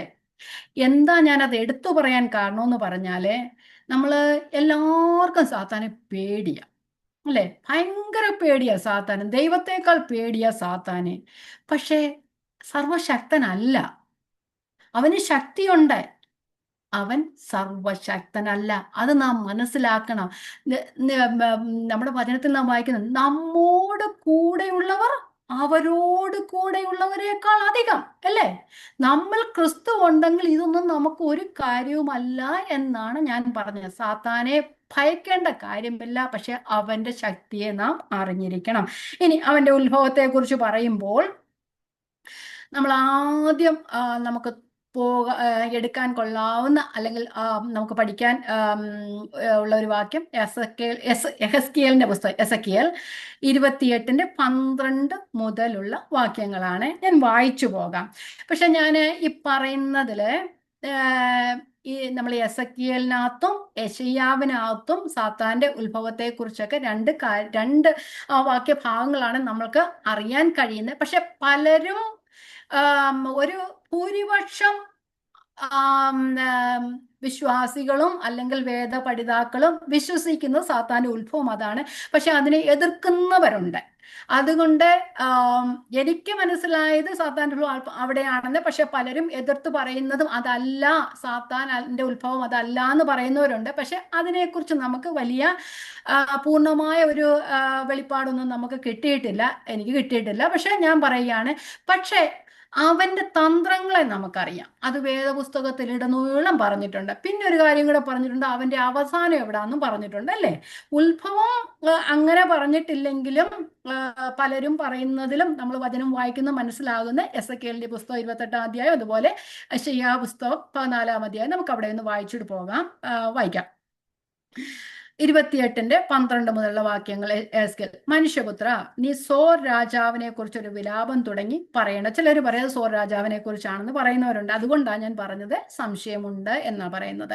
അപ്പൊ യഹോവയായ കർത്താവ് അരുളി ചെയ്യുന്നു, നീ മാതൃകാ മുദ്രയാകുന്നു, നീ ജ്ഞാന സമ്പൂർണ്ണതയും സൗന്ദര്യ സമ്പൂർണ്ണതയും. എന്തുവായാലും ഇത് ലോകത്തിലെ ഒരു മനുഷ്യനായിരിക്കത്തില്ല. നീ ദൈവത്തിന്റെ തോട്ടമായ ഏദനിലായിരുന്നു. താമ്രമണി, പീതരത്നം, വജ്രം, പുഷ്പരാഗം, ഗോമേതകം, സൂര്യകാന്തം, നീലക്കല്ല്, മാണിക്യം, മരതകം മുതലായ സകല രത്നങ്ങളും നിന്നെ മൂടിയിരുന്നു. നമ്മളിൽ ആർക്കെങ്കിലും ഉള്ളൊരു സംഭവമാണ്. നമ്മൾ ഇട്ട് കഴിഞ്ഞാലുണ്ട്, പക്ഷെ അങ്ങനെയൊന്നും അല്ല. നമ്മളിൽ അതൊന്നും ഇട്ടിട്ടില്ല അല്ലേ. നമ്മളിൽ അതൊന്നും സ്വതവേ ഇല്ല. അപ്പം ഈ സാത്താനിൽ ഇതെല്ലാം ഉണ്ടായിരുന്നു. അവന്റെ ആ ഒരു ചിറകിനകത്ത് തന്നെ എല്ലാ വാദ്യ ഉപകരണങ്ങളും ഉണ്ടായിരുന്നെന്നാ പറയപ്പെടുന്നത്. നിന്നെ തീർത്ത നാളിൽ നിന്നിലുള്ള തടങ്ങളുടെയും കൂടുകളുടെയും പണി പൊന്നുകൊണ്ടുള്ളതാണ്. സാധാരണ പണിത് തന്നെ അങ്ങനെയായിരുന്നു. നീ ചിറക് വിടർത്ത് മറക്കുന്ന കെരൂബായിരുന്നു. ഞാൻ നിന്നെ വിശുദ്ധ ദേവപർവ്വതത്തിൽ ഇരുത്തിയിരുന്നു. നീ അഗ്നിമയ രഥങ്ങളുടെ മധ്യേ സഞ്ചരിച്ചു പോന്നു. നിന്നെ സൃഷ്ടിച്ച നാൾ മുതൽ നിങ്ങൾ നീതികേട് കണ്ടതുവരെ നീ നടപ്പ് നിഷ്കളങ്കനായിരുന്നു. ഓക്കെ, നിഷ്കളങ്കനായ ഒരു ദൈവദൂതനായിരുന്നു ആരാ? സാത്താൻ എന്ന് പറയുന്നത്. അത് കഴിഞ്ഞിട്ട് നിന്നിൽ നീതികേട് കണ്ടതുവരെ നീ നിഷ്കളങ്കനായിരുന്നു. നിന്റെ വ്യാപാരത്തിന്റെ പെരുപ്പം നിമിത്തം നിന്റെ അന്തർഭാഗം സാഹസം കൊണ്ട് തന്നെ അഹങ്കാരിയായി തീർന്ന നീ പാപം ചെയ്തു. അതുകൊണ്ട് ഞാൻ നിന്നെ അശുദ്ധനെന്നെണ്ണി ദൈവപർവ്വതത്തിൽ നിന്ന് തള്ളിക്കളഞ്ഞു. അപ്പൊ അതാണ് അവിടെ പറയുന്നത്. നിന്റെ സൗന്ദര്യ നിമിത്തം നിന്റെ ഹൃദയം ഗർവിച്ചു, നിന്റെ പ്രഭ നിമിത്തം നീ ജ്ഞാനത്തെ വഷളാക്കി, ഞാൻ നിന്നെ നിലത്ത് തള്ളിയിട്ടു. അങ്ങനെയാണ് അവിടെ പറയുന്നത്. അവിടെ അത് കഴിഞ്ഞിട്ട് 14-ാം അധ്യായ യെശയ്യാവ് 14-ാം അധ്യായത്തിൽ കുറച്ച് വാക്യങ്ങൾ മാത്രം പറയാം, എങ്ങനെയാണ് വീഴാൻ കാരണമായി തീർന്നതെന്ന്. അരുണോദയപുത്രനായ ശുക്ര, നമ്മള് KJV ട്രാൻസ്ലേഷൻ വായിക്കുമ്പം, മലയാളത്തിൽ വായിക്കുമ്പോൾ ശുക്ര എന്ന് പറയുന്നുണ്ട്. KJV ട്രാൻസ്ലേഷൻ പറയുമ്പോൾ O Lucifer son of the morning star എന്നാ പറയുന്നത്. NIV പറയുന്നത് morning star son of dawn എന്ന് പറയുന്നുണ്ട്. NLT പറയുന്നത് സൺ ഓഫ് ഷൈനിങ് സ്റ്റാർ എന്ന് പറയുന്നുണ്ട്. NASB പറയുന്നത് സ്റ്റാർ ഓഫ് ദ മോർണിംഗ് എന്ന് പറയുന്നത്, സൺ ഓഫ് ഡോൺ. അപ്പം ആ ലൂസിഫർ എന്ന് KJV ട്രാൻസ്ലേഷൻ പറഞ്ഞിട്ടുണ്ട്. അപ്പൊ അരുണോദയ പുത്രനായ ശുക്ര, നീ എങ്ങനെ ആകാശത്തു നിന്ന് വീണു, ജാതികളെ താഴ്ത്തിക്കളഞ്ഞവനെ നീ എങ്ങനെ വെട്ടേറ്റ് നിലത്ത് വീണു. അപ്പം മുകളിലായിരുന്നു, ദൈവത്തോടു കൂടെയായിരുന്നു, വെട്ടേറ്റു നിലത്ത് വീണു. കാരണം ഞാൻ സ്വർഗത്തിൽ കയറും, എന്റെ സിംഹാസനം ദൈവത്തിന്റെ നക്ഷത്രങ്ങൾക്ക് മീതെ വയ്ക്കും, ഉത്തരദിക്കിന്റെ അതിർത്തിയിൽ സമാഗമന പർവ്വതത്തിന്മേൽ ഞാൻ അരുളും. ദൈവത്തിന്റെ സിംഹാസനത്തിൽ കയറുമെന്ന്. ഞാൻ മേഘോന്നതങ്ങൾക്ക് മീതെ കയറും, ഞാൻ അത്യുന്നതനോട് സമനാകും എന്നല്ലോ നീ ഹൃദയത്തിൽ പറഞ്ഞത്. എന്നാൽ നീ പാതാളത്തിലേക്ക്, നാശകൂപത്തിന്റെ അടിയിലേക്ക് തന്നെ പോകും. അവിടെയാണ് സാത്താന്റെ വീഴ്ചയുടെ ആരംഭം എന്ന് പറയുന്നത്. അപ്പം ചിറക് വിടർത്തി പറക്കുന്ന ഒരു കരൂപായിരുന്നു. ചിറകിന് വിവിധ രത്നങ്ങൾ പതിച്ചിരുന്നു. ജ്ഞാനസമ്പൂർണനും സൗന്ദര്യപൂർണനും ഒക്കെ ആയിരുന്നു. വിശുദ്ധ ദൈവപർവ്വതത്തിൽ ഇരുത്തിയിരുന്നു. ദൈവത്തിന്റെ ദൂതഗണങ്ങളിൽ മിഖായേൽ, ഗബ്രിയേൽ എന്നിവരെ പോലെ തന്നെ ഒരു പ്രധാനപ്പെട്ട ഒരു ദൂതനായിരുന്നു. പക്ഷെ അവന്റെ അഹങ്കാരത്തിൽ ദൈവം അവനെ തള്ളിയിട്ടു. അവനോടുകൂടെ 1/3 ദൂതന്മാരെയും അവനോടുകൂടെ വീണുപോയി. എവിടെയും ദുഷ്കർമ്മം പ്രവർത്തിക്കുന്നവരുടെ കൂടെ കുറെ കിങ്കരന്മാരുണ്ടല്ലേ, എവിടെയും ഉണ്ട്. അതുപോലെ അവനെയും തള്ളി അവരോടുകൂടെ നമ്മളവിടെ വായിക്കുന്ന ഞാൻ വെറുതെ അങ്ങ് പറയുന്നതല്ല, വെളിപ്പാട് പുസ്തകം 12:4, അതിന്റെ വാൽ ആകാശത്തിലെ നക്ഷത്രങ്ങൾ 1/3 വലിച്ചുകൂട്ടി ഭൂമിയിലേക്ക് എറിഞ്ഞു കളഞ്ഞു എന്ന് പറയുന്നുണ്ട്. അപ്പം 1/3 താൻ അവിടെ നിന്ന് പോയപ്പം കൂടെയുള്ള 1/3 കൂടെ കൂട്ടിക്കൊണ്ടാ പോയത്. ഇപ്പൊ 1/3 ആയിരിക്കത്തില്ല, മനുഷ്യർ തന്നെ കുറെ ഉണ്ടല്ലേ, കോടിക്കണക്കിന് മനുഷ്യർ അവന്റെ പിന്നാലെ ഉണ്ട്. അപ്പൊ അതുകൊണ്ട് അതുകൊണ്ടല്ലേ നമ്മൾ ഈ സാത്താന്റെ കിങ്കരന്മാരല്ല, സാത്താനെ ആരാധിക്കുന്നവരൊക്കെ അവരുടെ ആരാധനയിലൊക്കെ ആൾക്കാരെ വലിച്ചുകൊണ്ട് പോകുന്നത് അല്ലേ. അവ ഒരു ശക്തി ഉണ്ട് അവിടെ, അതുകൊണ്ടാണ്. ഓക്കെ, ഇനി നമുക്ക് അപ്പം ആരാണ് അങ്ങനെ സാത്താൻ അവിടെയുണ്ട്. പക്ഷെ ദൈവത്തിന്റെ സൃഷ്ടിയുടെ എങ്ങനെയാ മനുഷ്യനോട് അല്ലെങ്കിൽ നമ്മോട് ഇപ്പൊ ആത്മീക പോരാട്ടത്തിലേക്ക് വന്നിരിക്കുന്നത് അല്ലെ? അത് നമുക്ക് നോക്കണം. കാരണം ദൈവ സൃഷ്ടിയുടെ മണിമകുടമായിരുന്നു മനുഷ്യൻ എന്ന് പറയുന്നത്. മനുഷ്യനെ പാപത്തിലേക്ക് വീഴ്ത്തി ആദം എന്ന ഏക മനുഷ്യനിലൂടെ ഈ ലോകത്തിൽ പാപം വരുവാനായിട്ട് കാരണം ദൈവം തന്നോടുകൂടി ഇരിക്കേണ്ടതിനാ മനുഷ്യനെ സൃഷ്ടിച്ചത്. പക്ഷെ അവനിൽ പാപം കടത്തിയത് സർപ്പമാണ് അല്ലേ? ആ സർപ്പം ആ പിശാച് സർപ്പത്തിലൂടെ വന്നല്ലേ? അങ്ങനെ ആ ഏക മനുഷ്യനാൽ പാപവും പാപത്താൽ മരണവും ലോകത്തിലേക്ക് വന്നു. അപ്പം ദൈവ തേജസ് ഉണ്ടായിരുന്ന മനുഷ്യൻ ദൈവ തേജസ് നഷ്ടപ്പെട്ട് ആദമിനെ ഹൗവയും ദൈവം ഏദൻ തോട്ടത്തിൽ നിന്ന് പുറത്തായി കളഞ്ഞു. എന്നേക്കുമായ ഒരു മരണം സംഭവിച്ചു. പക്ഷെ ദൈവപുത്രനായ ക്രിസ്തു മനുഷ്യപുത്രനായി ജനിച്ചത് ഈ ലോകത്തിലേക്ക് വന്ന് സാത്താന്റെ അപ്രവൃത്തികളെയൊക്കെ അഴിച്ച് നമ്മെ സാത്താന്റെ ആ ഒരു കയ്യിൽ നിന്നും എന്നേക്കുമായി വീണ്ടെടുക്കാൻ, നിത്യമരണത്തിൽ നിന്നും നിത്യരാജ്യത്തിലേക്ക് നമ്മെ ചേർക്കാനായിട്ടാണ് കർത്താവ് വന്നത്. അപ്പം ക്രിസ്തു ക്രൂശിന്മേൽ വെച്ച് സാത്താന്റെ മേൽ ജയോത്സവം കൊണ്ടാടി അല്ലെ? അപ്പം കൊലോസ്യർ 2:14-15 പറയുന്നത്, അതിക്രമങ്ങളൊക്കെ നമ്മോട് ക്ഷമിച്ച് ചട്ടങ്ങളാൽ നമുക്ക് വിരോധവും പ്രതികൂലവുമായ കൈയെഴുത്ത് മായ്ച്ച ക്രൂശിൽ തറച്ച് നടുവിൽ നിന്ന് നീക്കിക്കളഞ്ഞു വാഴ്ചകളെയും അധികാരങ്ങളെയും ആയുധവർഗം വെപ്പിച്ച് ക്രൂശിൽ അവരുടെ മേൽ ജയോത്സവം കൊണ്ടാടി അവരെ പരസ്യമായി കാഴ്ചയാക്കി. അപ്പം ഞാൻ ഈ വാക്യം വായിക്കാനൊരു കാരണമുണ്ട്. പക്ഷെ കർത്താവ് അവന്റെ ആയുധവർഗം മുഴുവൻ ആയുധവർഗം വെപ്പിച്ചു കളഞ്ഞവൻ. ഇപ്പൊ ആയുധങ്ങളൊന്നുമില്ല. അവനെ ഭൂമിയിൽ താമസിപ്പാനായിട്ട് അനുവദിച്ചെങ്കിലും ക്രൂശന്മേൽ വെച്ച് ദൈവം കർത്താവായ യേശുക്രിസ്തു അവന്റെ ആയുധവർഗങ്ങളെയൊക്കെ താഴ്ത്തി. ഇനി അവന് ആയുധവർഗങ്ങളൊന്നുമില്ല. ഇനി അവനുള്ള എന്താണ്? തന്ത്രങ്ങൾ മാത്രമേ ഉള്ളൂ. അപ്പം പിശാചിന്റെ ആയുധവർഗത്തോട് നമ്മൾ എതിർക്കേണ്ട കാര്യമില്ല, പിശാചിന്റെ തന്ത്രങ്ങളോടാണ് എതിർക്കേണ്ടത്. അപ്പൊ നമ്മളെ വചനം പറയുന്നുണ്ട്, നാം കെയർഫുൾ ആയിരിക്കണം. മനുഷ്യനെ വീണ്ടും ദൈവത്തിൽ നകത്താൻ വേണ്ടി, പിന്നെയും പാപത്തിൽ ആഴ്ത്താൻ വേണ്ടിയിട്ട് അവൻ ഇപ്പോഴും തന്ത്രങ്ങൾ മെനഞ്ഞുകൊണ്ടേയിരിക്കുകയാണ്. നമ്മെ അവന് ഞെരുക്കുവാൻ കഴിയും, നമ്മെ അവന് പീഡിപ്പിക്കാൻ കഴിയും. അതുകൊണ്ടൊരു പക്ഷെ നമ്മെ തകർക്കുവാനായിട്ട് കഴിയുകയില്ല. നാം ദൈവത്തിന്റെ ക്രിസ്തുവിലും അവന്റെ അമിത ബലത്തിലും ആശ്രയിക്കുകയും ദൈവത്തിന്റെ സർവായുധവർഗം ധരിക്കുകയും ചെയ്യുന്ന കാലത്തോളം നമ്മെ തകർക്കുവാനായിട്ട് പിശാചിന് ഒരിക്കലും കഴിയുകയില്ല. അതുകൊണ്ട് ഒരു ക്രിസ്ത്യാനി പിശാചിനെ ഭയക്കരുത്, പക്ഷെ അവന്റെ ശക്തി നാം അറിയാതിരിക്കരുത്. പറഞ്ഞല്ലോ, പിശാചിനെ കുറിച്ച് പഠിക്കുകയൊന്നും വേണ്ട, ദൈവത്തെക്കുറിച്ച് പഠിച്ചാൽ മാത്രം മതി. ദൈവം ആരാണെന്ന് നാം മനസ്സിലാക്കിയാൽ മാത്രം മതി. അപ്പം നാം അവന്റെ ഈ തന്ത്രങ്ങളോടൊന്ന് എഴുത്ത് നിൽക്കേണ്ടത് നമ്മുടെ ശക്തിയാലല്ല, ദൈവത്തിന്റെ സർവായുധ വർഗത്താണ്. അപ്പൊ ഞാൻ മുമ്പേ പറഞ്ഞതുപോലെ വിശ്വാസിയുടെ അകത്ത് വസിക്കുന്ന പരിശുദ്ധാത്മാവിനാലും ദൈവത്തിന്റെ സർവായുധ വർഗത്താലും നാം സാത്താനെ ജയിക്കുവാനായിട്ട് നമ്മൾ. ഇനി സാത്താൻ എന്ന് പറയുന്ന കുറച്ച് കാര്യങ്ങളൂടെ പെട്ടെന്ന് ഞാൻ പറഞ്ഞു പോകാം. സാത്താൻ, പിശാജ്, വേറെ പേരുകൾ: സാത്താൻ, പിശാജ്, അക്യൂസർ, പിന്നെ എതിരാളി എന്ന് പറയുന്നുണ്ട്, അഡ്വേഴ്സറി, പിന്നെ പരീക്ഷകൻ, ടെംഡർ, ഫോഷ്ക് പറയുന്നവൻ, ലയർ, കൊലപാതകൻ, മർഡറർ എന്നിങ്ങനെ പല പേരുകളിൽ അറിയപ്പെടുന്നുണ്ട്. പിന്നെ വലിയൊരു ആർമി തന്നെ അവനുണ്ട്. അവൻ സർവ്വവ്യാപിയല്ല, പക്ഷെ അവന്റെ കിങ്കരന്മാർ, ദൈവമാണ് സർവ്വവ്യാപിയും സർവശക്തനും. അവൻ സർവ്വവ്യാപിയല്ല, അവൻ ഒരിടത്ത് മാത്രമേ ഒരു സമയത്തായിരിക്കാൻ കഴിയുള്ളൂ, പക്ഷെ അവന്റെ കിങ്കരന്മാർ എല്ലാ സ്ഥലങ്ങളിലും ഉണ്ട്.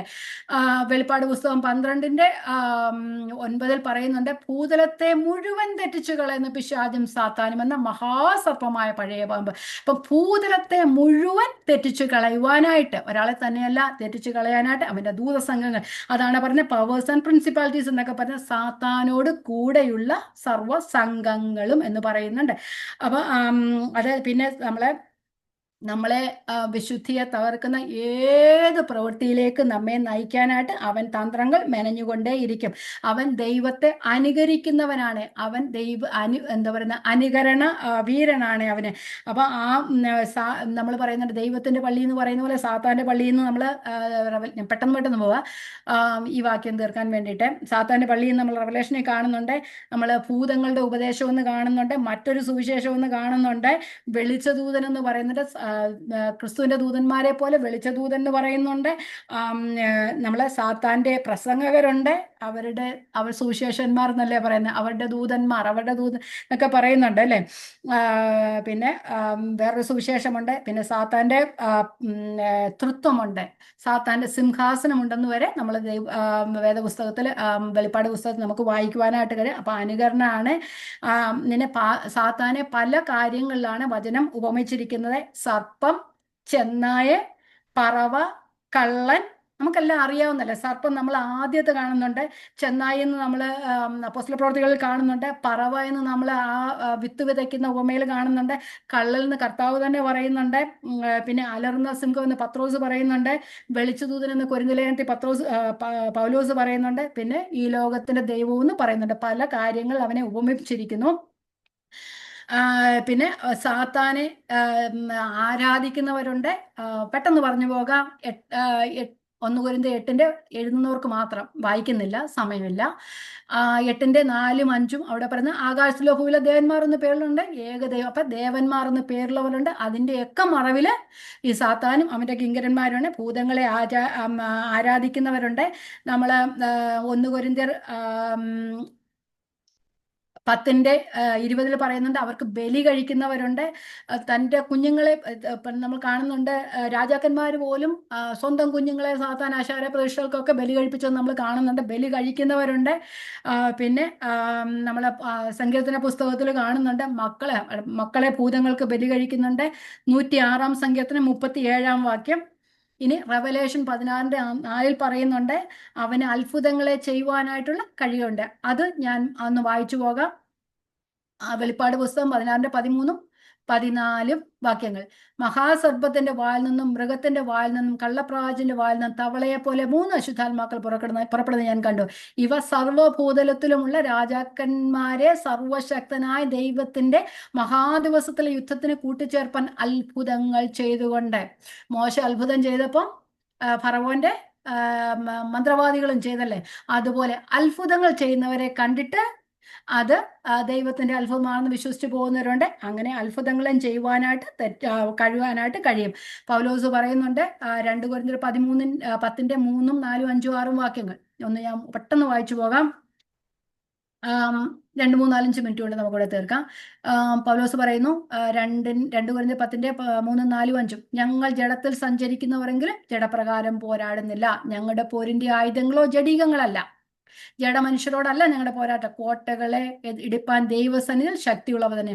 അവയാൽ ഞങ്ങൾ സങ്കല്പങ്ങളും ദൈവത്തിന്റെ പരിജ്ഞാനത്തിന് വിരോധമായി പോകുന്ന എല്ലാ ഉയർച്ചയും ഇടിച്ചു കളഞ്ഞ് ഏത് വിചാരത്തെയും ക്രിസ്തുവിനുള്ള അനുസരണത്തെ പിടിച്ചടക്കി. അപ്പം ക്രിസ്തുവിലും അവന്റെ അമിത ബലത്തിലും ആശ്രയിച്ച് ദൈവത്തിന്റെ സർവായുധവർഗം ധരിച്ചാൽ ഈ അദൃശ്യമായ ശക്തികളോട് നമുക്ക് എതിർത്ത് വെക്കാനായിട്ട് കഴിയും. അപ്പൊ ഈ ഒരു വിശ്വാസം ഏത് വിധേനയും തകർക്കാൻ വേണ്ടി സാത്താൻ ആയുധങ്ങൾ പ്രയോഗിക്കും, തന്ത്രങ്ങൾ പ്രയോഗിക്കും. നാം അതിനോട് നമ്മൾ റോമലേഖനം 8 അധ്യായത്തിൽ പറഞ്ഞു, ക്രിസ്തുവിന്റെ സ്നേഹത്തിൽ നമ്മെ വേർപിരിക്കുന്ന ആരെ. അപ്പം നമ്മളെ ക്രിസ്തുവിന്റെ സ്നേഹത്തിൽ നമുക്ക് ആർക്കും, ദൈവം നമുക്ക് അനുകൂലമെങ്കിൽ പ്രതികൂലമാരെ, അതിൽ നിന്ന് നമ്മെ ക്രിസ്തുവിന്റെ സ്നേഹത്തിൽ നമ്മെ ആർക്കും വേർപിരിപ്പാനായിട്ട് കഴിയില്ല. ആ വാക്യം കൂടെ വായിച്ചിട്ട് നമുക്ക് നിർത്താം.